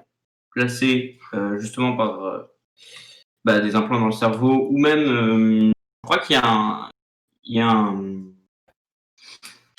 enfin il y a un truc en développement qui permettrait qui serait un peu comme, enfin qui permettrait juste d'augmenter, qui a été développé pour augmenter la vision des univers virtuels en permettant de faire goûter n'importe quel goût à des gens. Et Même aujourd'hui, en fait, on a un problème, c'est qu'on sait que les goûts, ils sont pas seulement dans le cerveau ou dans les gènes même. C'est à un niveau plus, on va dire, différent de ça. C'est que c'est lié à ta flore intestinale. En fait, les bactéries qui sont dans ton intestin, qui fait que, par exemple, toi, tu manges beaucoup de fast-food. Donc, tu as des bactéries dans ton intestin qui sont très bonnes pour digérer les graisses, le sel et le sucre. Demain, tu veux manger des légumes. Les légumes, je trouvais ça dégueulasse. Pourquoi? Parce que tes bactéries, elles ne peuvent pas se nourrir de ça. Du coup, ton corps va ressentir un manque de nutriments et va associer ce manque de nutriments à la consommation de légumes. Du coup, les légumes auront un mauvais goût.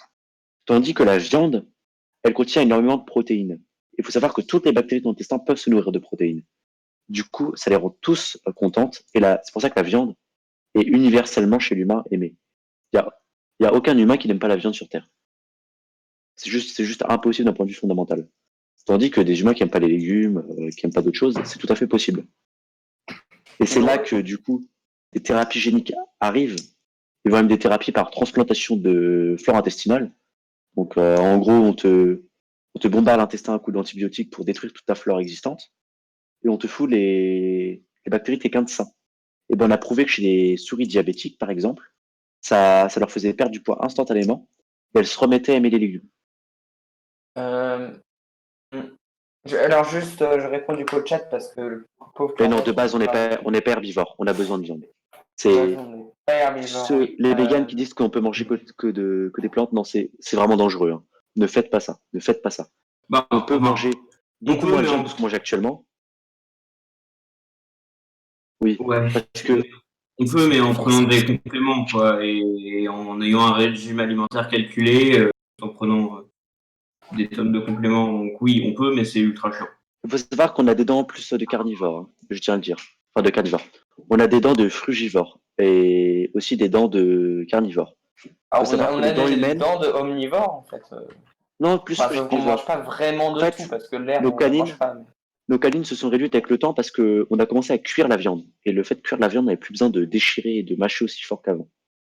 C'est ce qui fait que notre dentition est si particulière dans le règne animal. Mais on le voit notamment le fait qu'on a besoin de manger de la viande dans les apports nécessaires de vitamine B12 qu'on ne trouve que dans la viande. Il n'y a rien d'autre avec de la viande. Rien, nada que chi.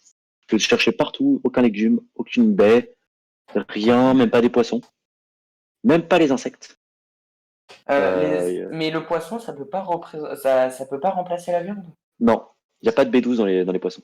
À part les poissons mammifères, c'est-à-dire si tu manges du dauphin, de la baleine. C'est pas des poissons du coup. La molécule, enfin de la vitamine B12, il y en a dans quels autres aliments? Seulement dans la viande. Il n'y en a que dans la viande. De mammifères. La viande Pour être précis. animale, ok. Mammifères, tout ce qui est reptile aussi, je sais qu'il y en a. Et c'est une vitamine du coup qui est importante parce que c'est la seule source de cobalt du corps. Et cette vitamine, on a beaucoup de mal à la synthétiser. Notre corps, en final, il n'a même pas les enzymes pour les synthétiser, hein. Notre intestin aussi.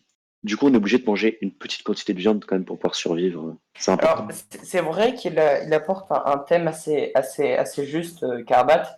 Si on parle de transhumanisme dans quelque chose d'aussi puissant et de la modification génétique, est-ce qu'on pourrait pas modifier génétiquement des fruits pour avoir de la molécule B12 dedans et donc et faire en sorte que les gens aiment mieux les fruits et donc manger plus de fruits et de légumes qui baisserait d'un point de vue écologique. Alors là, on en parlera peut-être plus dans les ressources à la fin du live parce que j'ai des très bonnes ressources là-dessus. Il faut savoir qu'il y a déjà des youtubeurs, même qui sur YouTube ont fait ça. C'est des youtubeurs qui travaillent en biologie et qui ont modifié génétiquement notamment du riz pour créer un riz qui produit de la vitamine C, puisque dans les pays, et de la vitamine A aussi, puisque dans les pays en voie de développement, la carence en vitamine C et en vitamine A, vu qu'ils ne mangent aucun légume, est extrêmement forte et cause de gros ravages sociétaux. Du coup, il a modifié le riz pour qu'il produise naturellement ces vitamines. Il appelait ça le golden rice, puisqu'il a cette couleur un peu dorée causée par la vitamine A, aussi appelée caroténoïde pour les scientifiques. Et Euh, sinon, on peut aussi utiliser l'eugénisme de manière à faciliter la reproduction des steaks in vitro, des steaks dans des boîtes de pétri, globalement. Mais après, j'ai quand même l'impression que cette solution-là, elle utilise beaucoup de produits chimiques, elle n'est pas forcément très rentable. Oh là Je sais là. pas si c'est vrai. Oh là là, c'est quoi ça s'appelle la nature? Alors, Non, mais je sais pas, hein, je pose la question, c'est juste déjà l'impression dire que... le terme, ça utilise beaucoup de produits chimiques. Le terme produit chimique n'a Oui, aucun sens. oui, Qu'est-ce ok, qui n'est oui. pas chimique dans ce monde? Où est-ce que commence le naturel? Où est-ce qu'il finit? Le cyanure, c'est naturel. Pourtant, le fructose, c'est chimique. Hein. Pourtant, entre les deux, je préfère prendre du fructose. Hein, Oui, oui, selon ta définition. oui, oui. Donc, il n'y a pas Ça vraiment. utilise beaucoup de traitements. Est-ce que c'est un meilleur terme, peut-être? Non, au contraire, il n'y a aucun traitement dans ces viandes-là. On Ah, utilise ce qu'on appelle des cellules autoreproductrices. En fait, on installe un gène. Dans tes cellules, tu as un gène qui bloque leur reproduction, qui fait que ça ne devient pas des énormes cancers et que tu peux pas, ça devient une sorte d'énorme boule difforme. Et ben, ce gène-là, on le retire, et du coup, la viande, les cellules se dupliquent à l'infini. Et du coup, tu obtiens une quantité illimitée de cellules que tu peux Alors bouffer bon, pour le toute la problème, viande. c'est que pour l'instant, les premiers steaks comme ça ont été assez chers. Bon, le procédé va probablement s'améliorer, mais C'est les dégueulasse experts, surtout. voilà, c'est J'avoue que dégueulasse. c'est Ça manque de dégueulasse. sang, selon les gens qui aiment bien le bouffer. Et Ah, moi, j'adore la viande, je suis chasseur. c'est J'en ai juste goûté. dégueulasse à faire. Ouais, c'est fade, en fait, t'as l'impression de manger du carton mouillé. Vraiment. Cette texture un peu. C'est comme de la viande hachée très finement, mais ça n'a pas de goût, quoi. C'est insipide. Ça n'a aucun intérêt.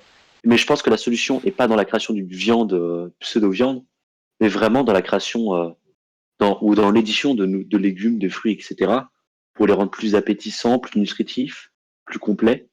On pourra même inventer un blé qui est capable de couvrir tous nos besoins journaliers, une plante facilement cultivable comme ça, qui ne demande en Ouais, plus pas mais de si on mange pesticides.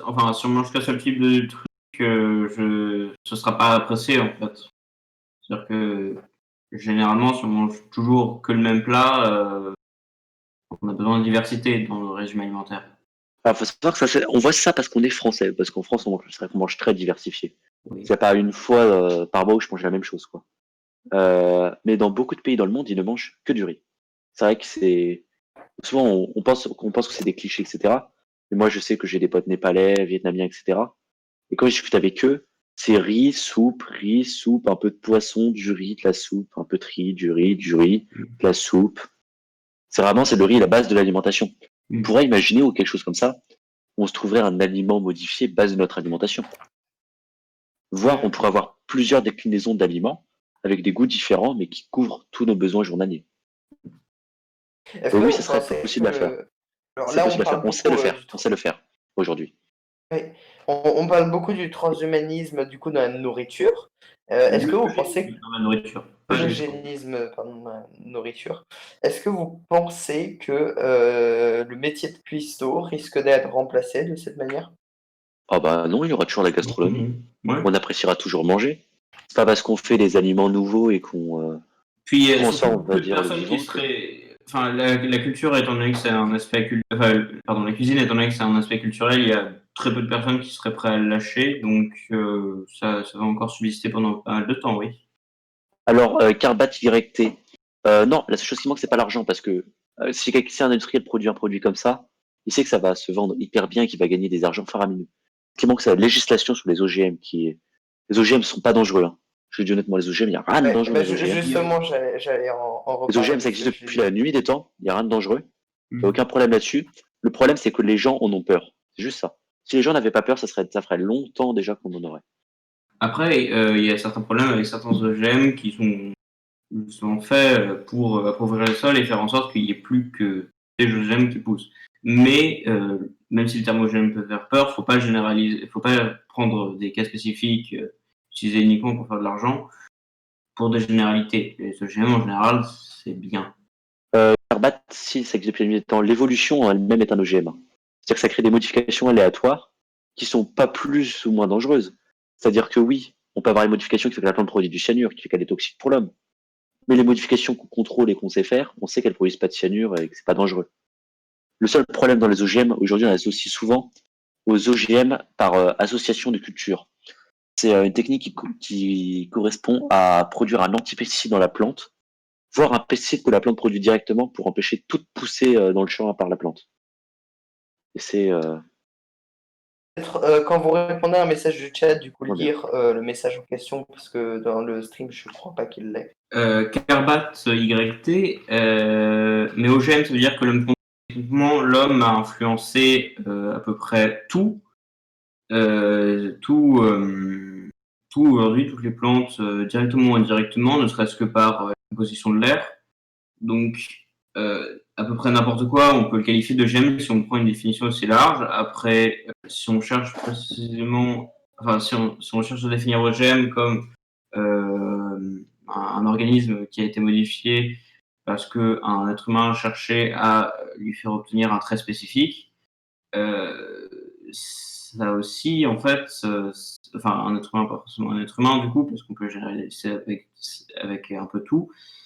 Ça aussi, c'est effectivement directement fait par l'évolution, étant donné que je fais pareil. l'évolution ne cherche pas à obtenir un trait spécifique, mais favorise les traits spécifiques qui sont aboutis.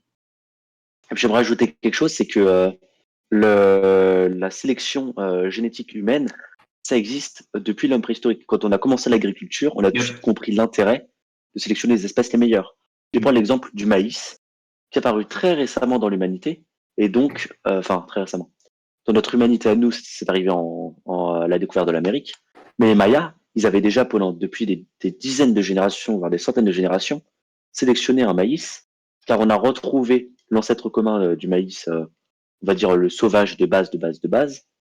Et l'épi de maïs n'est pas plus grand qu'un pouce, et extrêmement amer et dur. Ils ont sélectionné le maïs pour qu'il soit plus amer, pour qu'il fasse des gros épis, et qu'en plus il soit plus facile à manger. Et puis sinon, chez les animaux, il y a le chien qui découle du loup, qui reproduit la sélection génétique faite par l'humain, qui est faite depuis ses débuts, en fait, depuis la J'aimerais même domestication du loup. aborder quelque chose d'autre.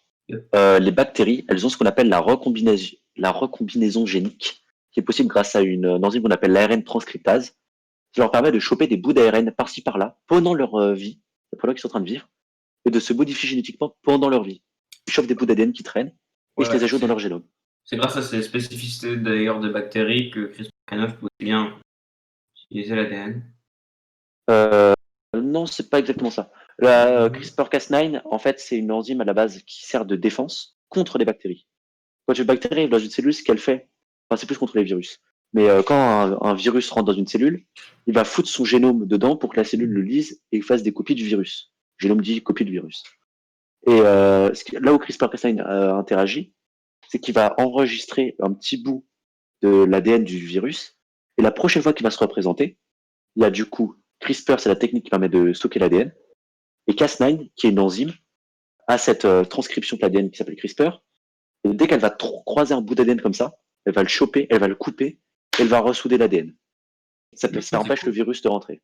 Et du coup, on s'est dit, mais si on met l'ADN qu'on veut retirer ou ajouter dans une cellule à la place de ce fameux CRISPR, qu'est-ce qui se passe? C'est un copier-coller en fait de l'ADN. On peut découper, ajouter. C'est assez. C'est ce qui permet de faire tous les OGM aujourd'hui à très très faible coût. Il y a quelques années, on était obligé d'utiliser des virus pour le faire. Ça coûtait dans les dizaines de milliers d'euros par modification, donc on n'est pas sûr que ça fonctionne. Avec CRISPR-Cas9, avec un laboratoire on va dire avec peu de matériel, c'est-à-dire que tu pourrais trouver dans un lycée, etc. Et une centaine d'euros, tu es capable de faire un individu génétiquement modifié. Vachement cool. La technologie, on l'arrête plus. Et ben justement, ça peut être une très bonne transition sur l'eugénisme, parce que étant donné qu'on peut faire autant de modifications que ça, est-ce qu'on devrait s'imposer une limite à ces modifications sur modification sur modification sur modification? Absolument pas. La Non. nature a toujours fonctionné comme ça, l'évolution est comme ça. Mm. L'évolution, ça t'arrêtera jamais de faire évoluer les individus, donc on ne doit jamais nous arrêter de faire évoluer les individus comme nous-mêmes. Et après, on peut revenir sur le fait que faudrait limiter la création d'individus de quelconque espèce qui puissent créer des désagréments, n'importe quoi, du style justement les OGM qui consomment les ressources d'une terre et qui empêchent d'autres trucs de pousser, ou Limiter en gros les intérêts économiques privés, quoi. pas que, Non. pas que, aussi limiter justement les nuisances qu'on peut faire à un animal. Ah oui, et il y a un autre sujet que ça ramène tout ça, c'est la privatisation du vivant. Puisqu'une firme multinationale telle que Monsanto développe un OGM, est-ce qu'elle doit avoir la propriété en tout cas pendant X années, d'être le seul à avoir le droit de faire pousser ou de vendre cet OGM? Hey, je suis en survie. Enfin, mon aventure s'est fait vachement mal, j'ai perdu un demi-cœur. Ouais, des films intéressants. Ah ouais. Maintenant je peux le taper, il va rien sortir.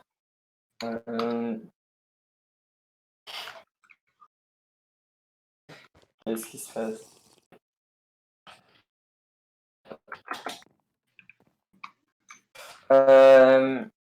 Ouais, du coup, je vais juste retourner sur ce qu'avait dit CC Gauche. Laurent, tu as quelque chose à dire pour répondre à la question de CC Gauche? Après, si tu veux, moi j'y réponds.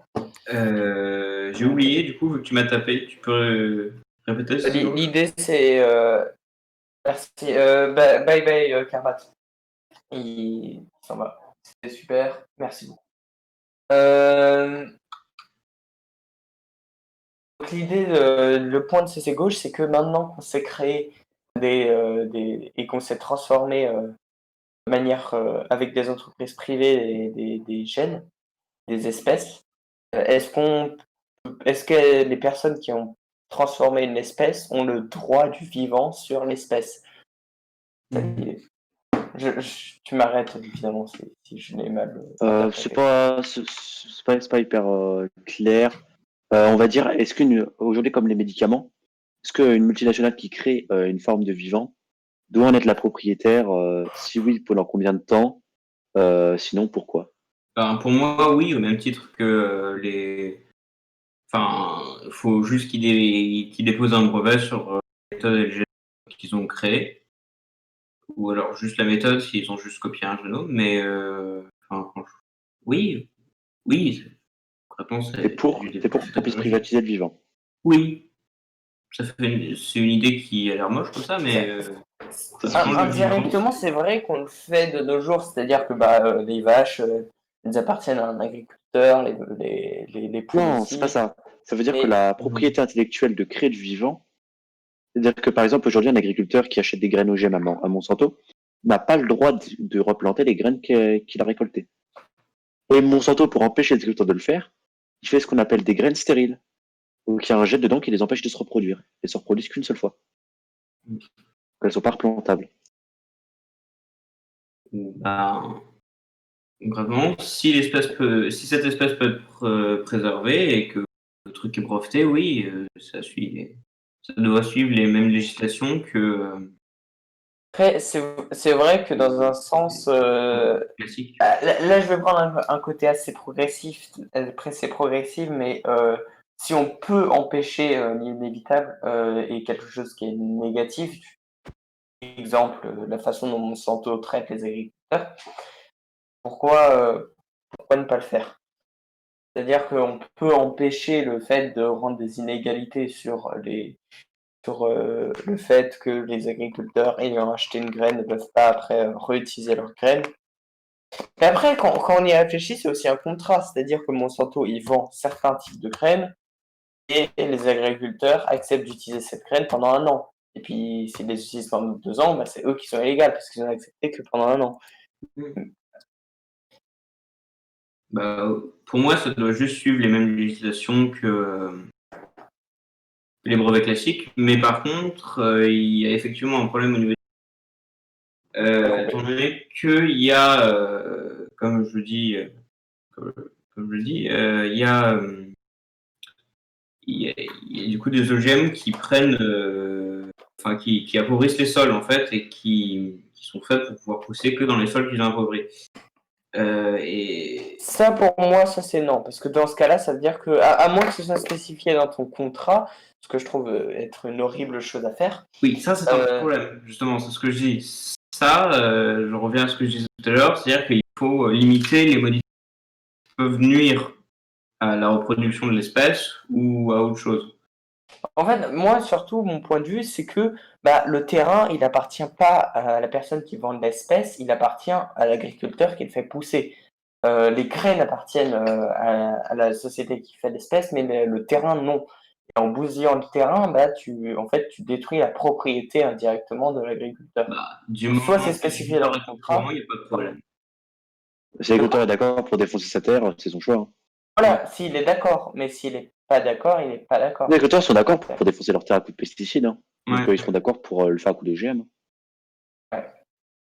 Mais pour le coup, ça, c'est un autre point. J'aimerais aussi L'idée aborder un de autre. imposer. En fait, l'idée, c'est que oui, il faut faire en sorte que ce soit noté très clairement que en utilisant cette OGM, ça va réduire de 50% la récolte l'année prochaine sur une autre plante que la même plante utilisée. J'aimerais aussi aborder un autre argument qui est souvent utilisé contre les anti-OGM. C'est le fait que les OGM peuvent remplacer des espèces endémiques. Une espèce endémique, c'est une espèce qui est localement présente. Le pissenlit endémique de la France, par exemple. Bon, oh, c'est trop bien. Ça les représente. J'ai pris un exemple, hein. Il y en a plein d'espèces endémiques. Continue. Je savais pas. Du coup, est-ce que le fait d'avoir une espèce comme ça OGM qui prenne la place des espèces endémiques est un problème? Est-ce que je trouve ça mauvais qu'une espèce modifiée par l'humain remplace une espèce actuellement présente qui du coup Naturel. devient moins adaptée que l'OGM? Moi, Il n'y a pas vraiment de gros problème. À ce que je vois, il n'y a pas de gros problème. Moi, Du je vois moment quand que même. le génome de l'espèce endémique est préservé, il n'y a pas de problème. Ouais, c'est ça. Et qu'il n'y a aucun problème qui est créé. Quoi. Ce qu'il faut savoir, c'est que, par exemple, il y avait une affaire comme ça, c'était sur le blé. Donc, il y avait des souches de blé sauvages, donc, qui poussent encore dans ton herbe. La majorité de l'herbe qui doit être au jardin, ça doit être du blé d'ailleurs. Parce que le blé sauvage produit très très peu, en fait. Il produit très peu de graines. Et il s'est avéré que de plus en plus du blé qui pousse dans les jardins, soit des espèces de blé qui étaient cultivées et modifiées par l'homme. Et du coup, ces espèces endémiques tendent à disparaître. Et on a répertorié, notamment au Brésil, plusieurs espèces endémiques d'herbes et de lianes qui ont disparu à cause de la culture OGM, notamment de kiwi et de soja. Moi, je pense que, au moins juste d'un point de vue scientifique, il faut que toutes les espèces soient préservées. Ouais. Parce que même si c'est pas forcément d'un point de vue économique, au moins d'un point de vue scientifique, préserver toutes les espèces de manière à pouvoir faire des recherches dessus.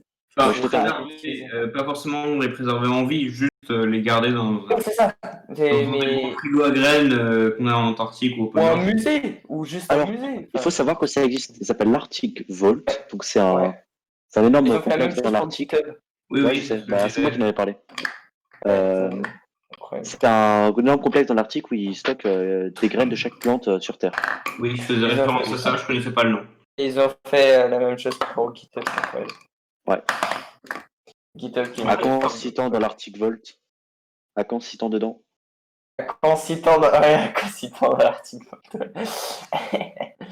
Par contre, si le problème des espèces endémiques qui sont remplacées par les espèces OGM s'étend, imaginons des animaux en général, déjà les animaux d'élevage qui sont sélectionnés génétiquement et qu'on fait disparaître des espèces. Déjà, il faut décider quelle, bah, quelle occurrence du génome. Parce qu'en fait, à chaque fois qu'une nouvelle vache se reproduit, ou à chaque fois qu'un nouvel nutriment se reproduit, et du coup, il y a un nouveau mélange de gènes, mais on ne peut pas préserver chaque mélange de gènes. Il faut juste préserver. Les races différentes. Oui. Les Mais races Ce que je veux qui dire, sont c'est que drastiquement, enfin, genre qui ont vraiment. ces espèces d'herbes, quand tu compares au blé, c'est des espèces qui ont divergé il y a plusieurs milliers d'années et qui ont été sursélectionnées par l'humain.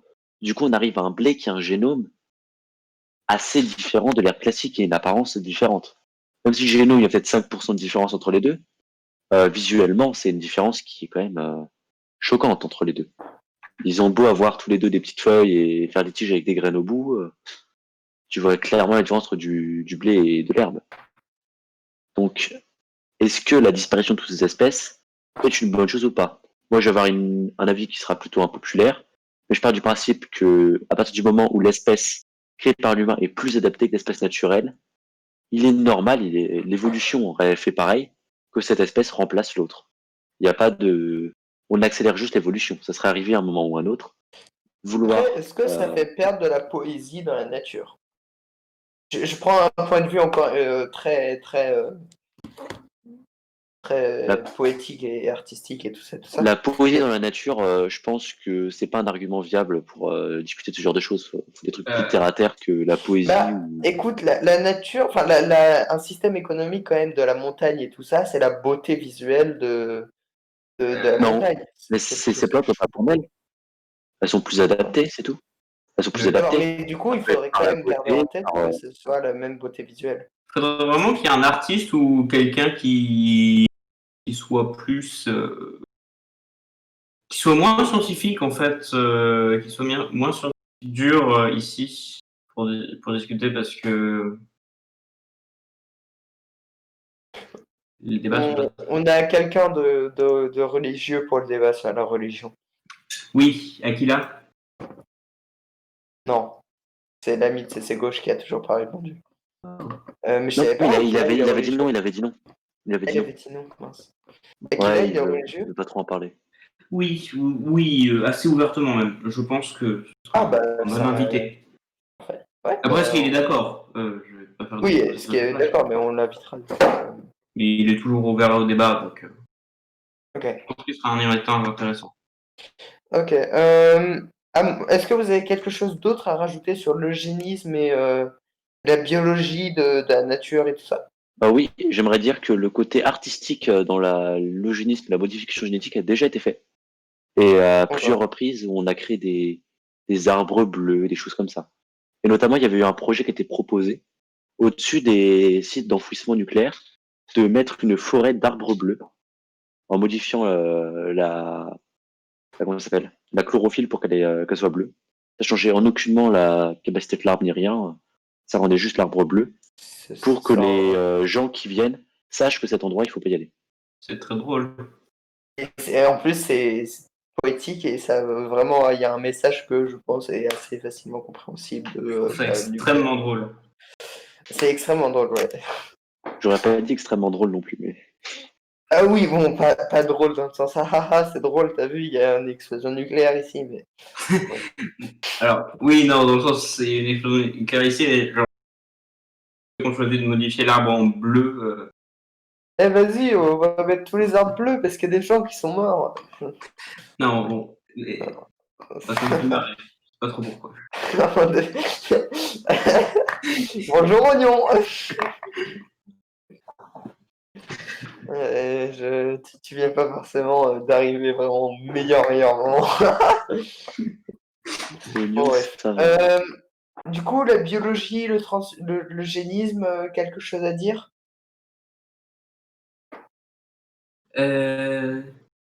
L'eugénisme ou le transhumanisme là? Eugénisme, là, on parlait de l'eugénisme biologique. Ben, j'ai peu de choses à rajouter. Je pense qu'on a bien couvert le sujet. Ok. J'ai un dernier sujet parce que j'ai trop de sujets et tout, et du coup, notre live il durera 1h40, je pense. 1h45 peut-être. Donc ce sera bien, ce sera un des plus grands, peut-être le plus grand, le plus long qu'on a jamais fait. Non, vous avez le droit, il C'est est encore plus long. quoi? Il était hyper long celui que vous avez le droit. Ouais, c'est vrai qu'il était long. C'est celui sur les libertés, c'est ça? Liberté d'informatique. Ouais. Hmm. Il durait 2 heures, c'est ça? Je crois. 2h, ouais, 2h20, comme ça, c'était vraiment. Ouais, il était très long. Bah, en fait, j'ai un sujet qui m'est venu quand Karbat avait parlé dans le chat.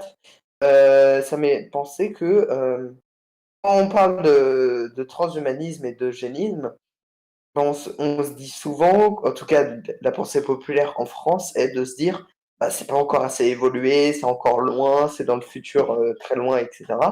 Alors que, à vous en Hmm. entendre parler, bah, en fait, on fait déjà ça actuellement et on le maîtrise plutôt bien. La Oui. question, c'est donc pourquoi est-ce qu'on pense que le transhumanisme et l'eugénisme sont aussi peu évolués? Ça fait peur. Les gens, ils en ont peur. Oui.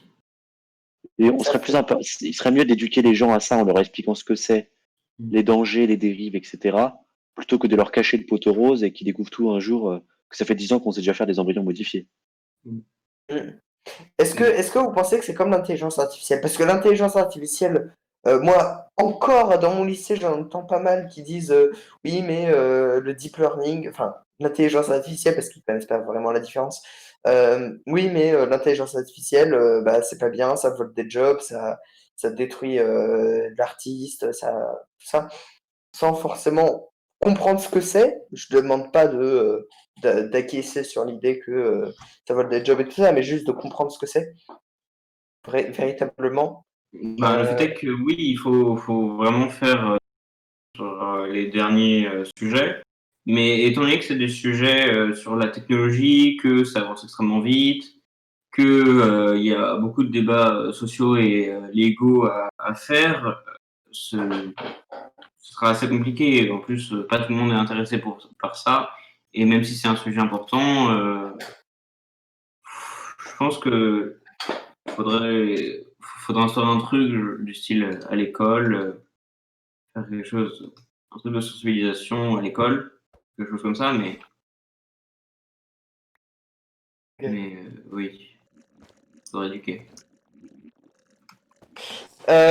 Du coup, je sais pas si c'est gauche, tu veux rajouter quelque chose autre qu'il faut éduquer les gens sur le transhumanisme et l'eugénisme. Oui, sur l'intelligence artificielle que tu parlais tout à l'heure, j'entends aussi beaucoup l'argument de l'intelligence artificielle, c'est dangereux, ils vont nous remplacer, ils vont créer un humain qui va prendre possession du monde.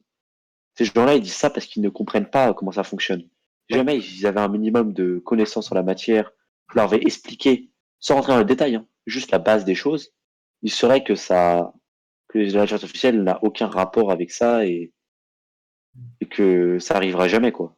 Mm.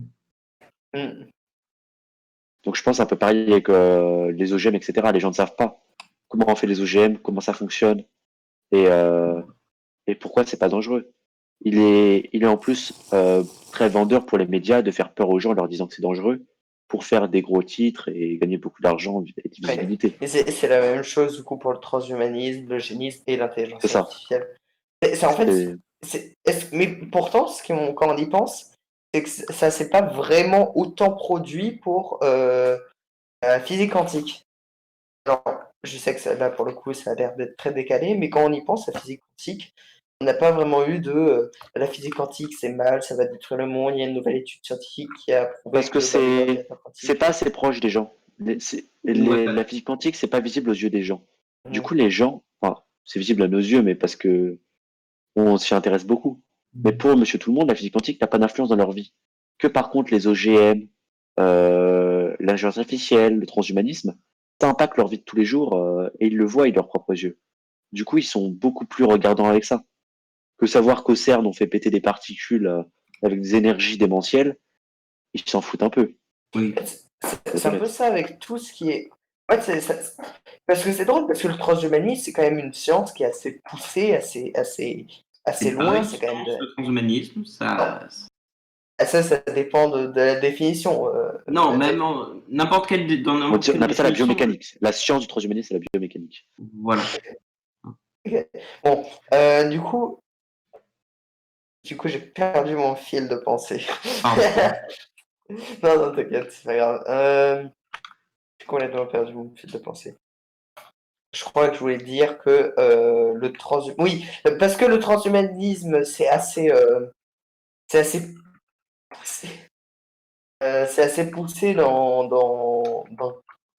ça utilise des outils assez poussés, et c'est des outils, pardon, c'est des outils assez poussés. Euh, Pareil pour la physique quantique, les deux sont assez poussés, Je et suis en chiant, fait, ta physique quantique. et en plus poussé pour la physique quantique, oui, c'est quand Juste même pour te faire chier. Juste pour te faire chier. super, merci beaucoup. Euh, Et tu me euh, connais. oui, je te connais, bien sûr. C'est comme ça qu'on t'aime. Euh, En faisant chier les autres, que c'est plus drôle. Exactement. Bref, tous ces thèmes-là sont très poussés. Dans tous ces thèmes-là, les gens ils savent pas trop de quoi ils parlent s'ils sont pas experts dans le domaine. En général, je parle. Euh, et les gens, ok, ils disent juste les médias, on va dire. Ils savent en général pas trop de quoi ils parlent, juste s'ils effleurent le domaine comme ça. La question, du coup, c'est les sujets sont extrêmement similaires dans cet aspect-là. Je veux dire, la physique quantique, ça va probablement aussi beaucoup interférer sur les gens. Je veux dire, c'est quand même d'autres algorithmes, peut-être qu'on va devoir refaire des systèmes de mail, etc. Ah, euh, c'est déjà le mot physique quantique, même Merde, j'ai dit physique quantique depuis tout à l'heure. J'ai dit comment ça va être vraiment tard. Non, je voulais parler d'ordinateur quantique tout à l'heure, Moi, je de pense, calcul déjà, quantique. le quantique, déjà, les gens en ont un peu rien à foutre parce voilà, que le dès que quantique, pour eux, c'est ce qui est incompréhensible et on voilà. cache tout et rien derrière le mot quantique. Dès qu'il y a de la merde qui est dit, on rajoute le mot quantique et ça passe. Donc, les gens, ils pensent que le quantique, c'est des pseudosciences de merde avec des voyants avec leurs pendules, quoi. Ou alors des sciences pour les grosses têtes et qui comprendront jamais parce qu'il Oui. faut 10 ans d'études pour le comprendre. Ah, c'est pas faux non plus qu'il faut 10 ans d'études, mais Et Oui, mais tu peux comprendre tes bases en à peu près 5 minutes. et pourtant, les non, profs, non, non, non. C'est vraiment. La physique quantique, c'est difficile de le simplifier.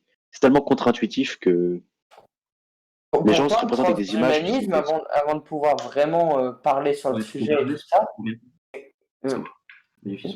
pourtant, Oui. le transhumanisme, avant de vraiment pouvoir parler et débattre sur le sujet, il faut vraiment bien le comprendre, il faut vraiment être motivé là-dessus. C'est pareil pour l'intelligence artificielle. Pour comprendre ce que c'est, il faut faire des recherches, il faut au moins savoir ce que c'est.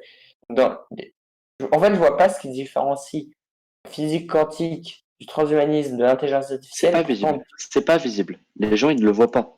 Il Mm. faut que ça soit concret pour eux. Si c'est pas concret, si c'est quelque chose de théorique, un peu ésotérique et que ça change rien à leur vie, Le je pense. transhumanisme fait déjà plus d'effets et fait déjà plus parler que le génisme parce que comment on illustre le génisme. Euh, Ouais, c'est ça on, en fait. on Ce que j'allais dire, fait on fait des grosses hélices, on fait des grosses hélices en 3D. Waouh, c'est le génisme. Tandis que le transhumanisme, bon bah tu vois un gars avec une prothèse directement tu comprends. Donc déjà ça a plus d'effets et les gens sont plus proches. Et ensuite déjà le quantique, tu fais des ondes, les gens ils sont déjà perdus. En fait, rien que niveau illustration. pourtant, Et c'est triste de la dire ça, mais c'est les 5G, choses les plus importantes pour commencer la, la à- 5G de la même manière, même si évidemment on sait très bien que c'est pas. Enfin, après pourquoi ce est-ce que que les tu gens as dit, parlent très mal de la 5G et que c'est super répandu ce sujet? Parce que c'est concret. Et les gens, vu qu'en plus c'est quelque chose d'un peu compliqué, qui est compliqué à maîtriser et qui comprennent pas, bah, ils vont s'imaginer un tas de trucs. C'est toujours comme ça. Si un sujet est suffisamment compliqué mais suffisamment commun, il va devenir une source de n'importe quoi. Donc l'eugénisme et le transhumanisme sont source de n'importe quoi, mais la 5G, qui est encore plus complexe au fond que ces sujets-là, même si c'est quand même assez différent au point de vue des degrés de complexité, d'où est-ce que c'est complexe, va être très critiqué et avoir beaucoup de choses qui ont complètement rien à voir avec la réalité des choses, parce que ces trucs-là est compliqué et que les gens, bah, tout simplement, pour eux, quand c'est compliqué, ils vont pas chercher à comprendre, ils vont préférer croire ce qu'ils voient sur Facebook ou ce que les médias leur disent. Euh, ok, je vois. Et en fait, à mes yeux, ce qui joue aussi, c'est que bah, on a beaucoup entendu parler de l'intelligence artificielle et du transhumanisme dans les films aussi. avec souvent des films catastrophes qui en sont tirés. Par exemple, avec une intelligence artificielle qui contrôle une société, mais en fait, l'intelligence artificielle part mal, ou... Sur la physique Euh... quantique, il y en a eu qu'un seul Ouais, c'est ça, sur la à physique ma quantique. connaissance. Il y a eu pas eu- Cloverfield Paradox, et je crois que c'est tout. Ouais, Et par contre, il y a eu beaucoup de et par... films sur l'eugénisme, ouais, c'est ça. sur Et par contre, l'eugénisme, c'est surtout des films dystopiques, et sur le transhumanisme, c'est un peu tout en fait, hein, si on regarde bien. Bon, après, les films les plus connus, c'est surtout des films dystopiques. mais après, sur la 5G, il n'y en a pas eu beaucoup, et il y a quand même Il n'y en une... a eu aucun. C'est des Ouais. documentaires. Ah oui, en même Pas eu temps, de- en Oui, même temps, mais C'est en même temps, tellement plat et creux. Qu'est-ce que tu veux faire? C'est tellement plat et creux. Et après on parlera à nouveau de tout ça dans Mais Théorie. après, la 5G, c'est un outil de communication. Donc, si on regarde des films qui étudient les outils de communication, mais même là, en fait, des films qui étudient des nouveaux outils de Là, communication, je c'est pense pas très. qu'on revient plus de la théorie du complot et du besoin des gens de se dire que, en fait, on ne sait pas tout et qu'il y a des... histoire de rendre leur vie plus intéressante. Que ça rend les gens autistes, que les vaccins c'est dangereux, que la 5G ça détruit le cerveau de nos enfants, c'est pour nous Je abrutir. pense que c'est juste un besoin des gens de se dire que leur vie est plus intéressante. Non, c'est juste qu'il est plus facile. Il est plus facile de croire en un mensonge bien dit qu'en une vérité dure à comprendre. C'est Pour moi, juste ça. pour moi, ça relève de leur ego. C'est-à-dire que des personnes qui ont un assez grand ego pourraient assez facilement chercher des informations qui semblent incroyables et justement qui pourraient vouloir faire partie d'un groupe de personnes qui auraient des connaissances que d'autres n'auraient pas, même si ces connaissances sont, sont fausses, ça fait plaisir à l'ego, quoi. Euh, On a un peu c'est dérivé du gauche. sujet initial. Ouais, on a un peu dérivé, mais bon, écoutez, c'est Pas parce qu'on a grave. un peu fini, surtout. Enfin, moi, j'ai fini avec mes questions sur le transhumanisme et le génisme. Je ne sais pas si vous avez d'autres réflexions sur lesquelles vous vouliez parler sur ce sujet. Non, c'est bon. Là, tout de suite, à part faire un sujet complet qui va durer encore 2 heures sur les Neuralink, non. Mais Ouais. En vrai, faudrait- moi, je vais proposer ça comme sujet Neuralink, les simulations et la vie.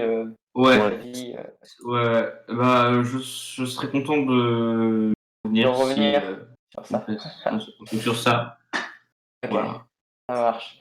Bon, écoutez, je vais me lever. Abzak, donc je me mets juste là, c'est ça?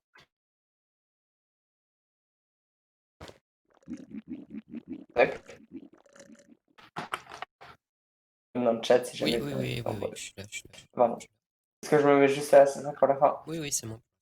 Parfait, merci. Merci beaucoup d'avoir regardé ce sujet très intéressant sur le transhumanisme, l'eugénisme et l'humain. Donc, je tiens encore Oublie pas à... oublie pas qu'il y a les ressources de fin. Il y a les Oublie pas ressources ça. de fin. Il y a les ressources de fin. Vous avez des ressources à conseiller là-dessus? Trop. Voilà, ça. Par où on commence?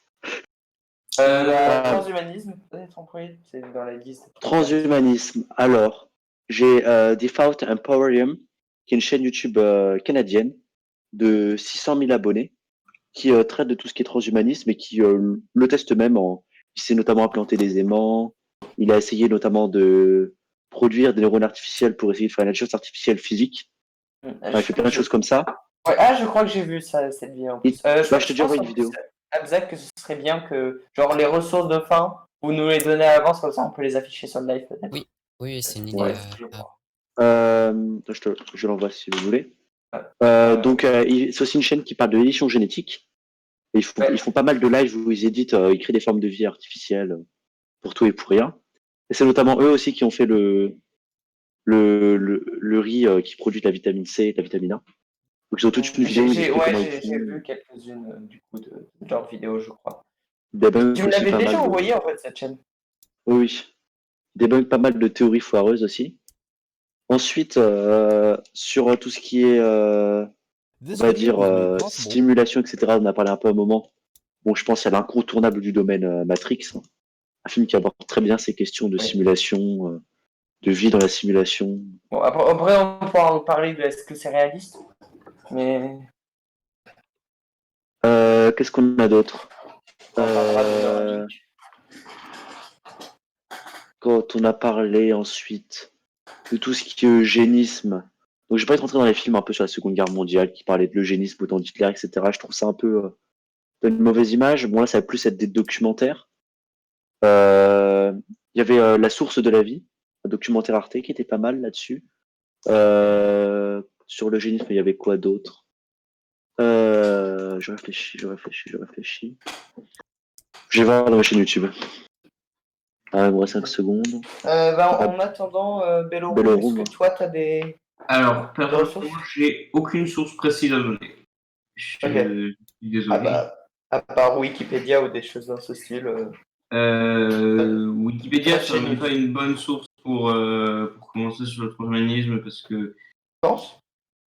Oui, On pourra faire un sujet sur les séries d'informations populaires. Je vais noter ces idées. Donc, non, franchement, j'ai aucune source intéressante particulière à donner. Pas de site précis ou de chaîne YouTube. Enfin, peut-être que si, en fait, niveau chaîne YouTube, mais. on voit. Écoute, on n'est pas assez près.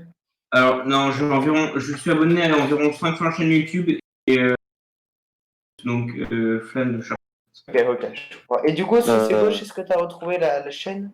Ouais, j'en ai d'autres. Bah, j'ai pas retrouvé celle que je voulais en l'occurrence, mais la chaîne de Defecator, donc lui, c'est plus général, mais il a fait pas mal de sujets où il traite toutes les questions de complotisme, etc., où il débunk des sujets, Ok. il explique des théories scientifiques, euh, on va dire, il fait de l'information générale, il explique les biais argumentatifs.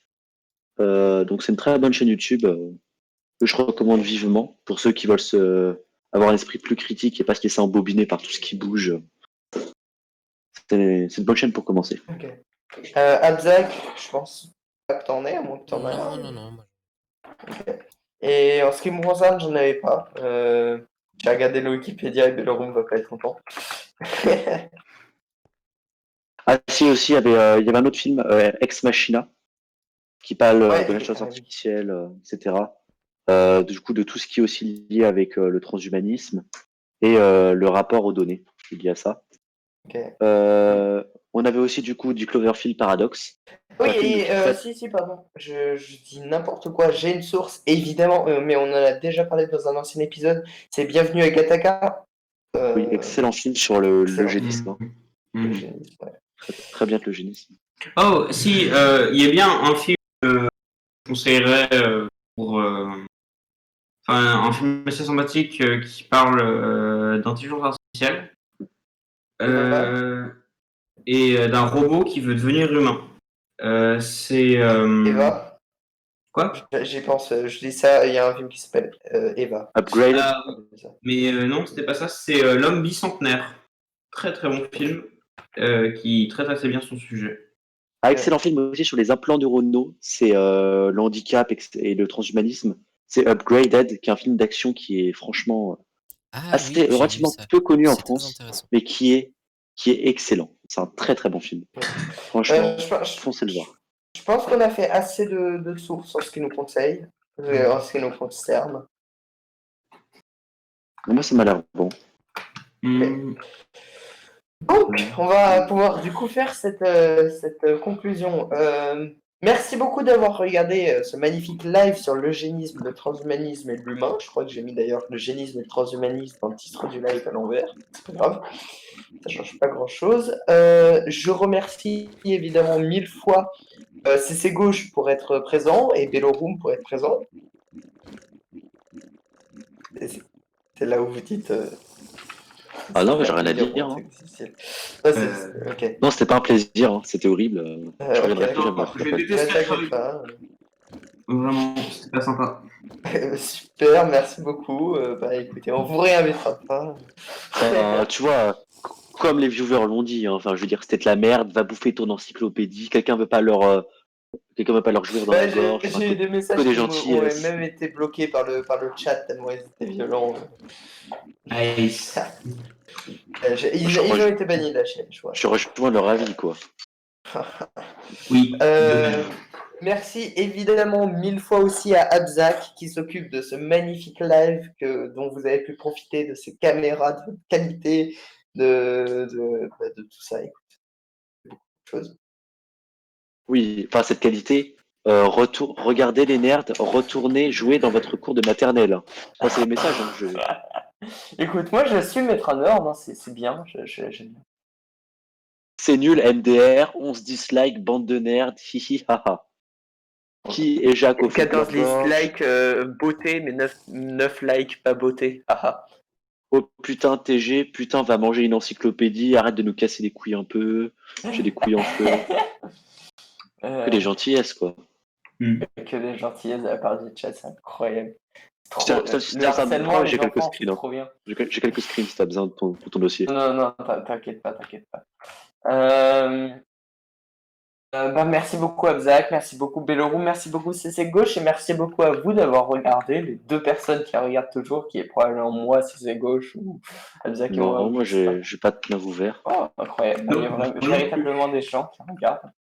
Merci beaucoup à vous d'avoir suivi ce live Phosphorus sur le génie, le transhumanisme et l'humain. On se dit du coup la semaine prochaine, peut-être pas à 20h parce qu'il faut voir avec CC Gauche. Ouais, non, la semaine prochaine, c'est mort pour 20h. Ok, donc faudra voir. Donc je vous laisse, comme d'habitude, suivre notre Discord et notre Twitter, respectivement à Abzak et à Discursif pour l'annonce du prochain thème, du prochain invité et qui On sait ce que c'est. laisse On sait ce que passer c'est le par prochain là. thème. On sait toujours pas ce que c'est le prochain thème. Bah si, on parle des minorités.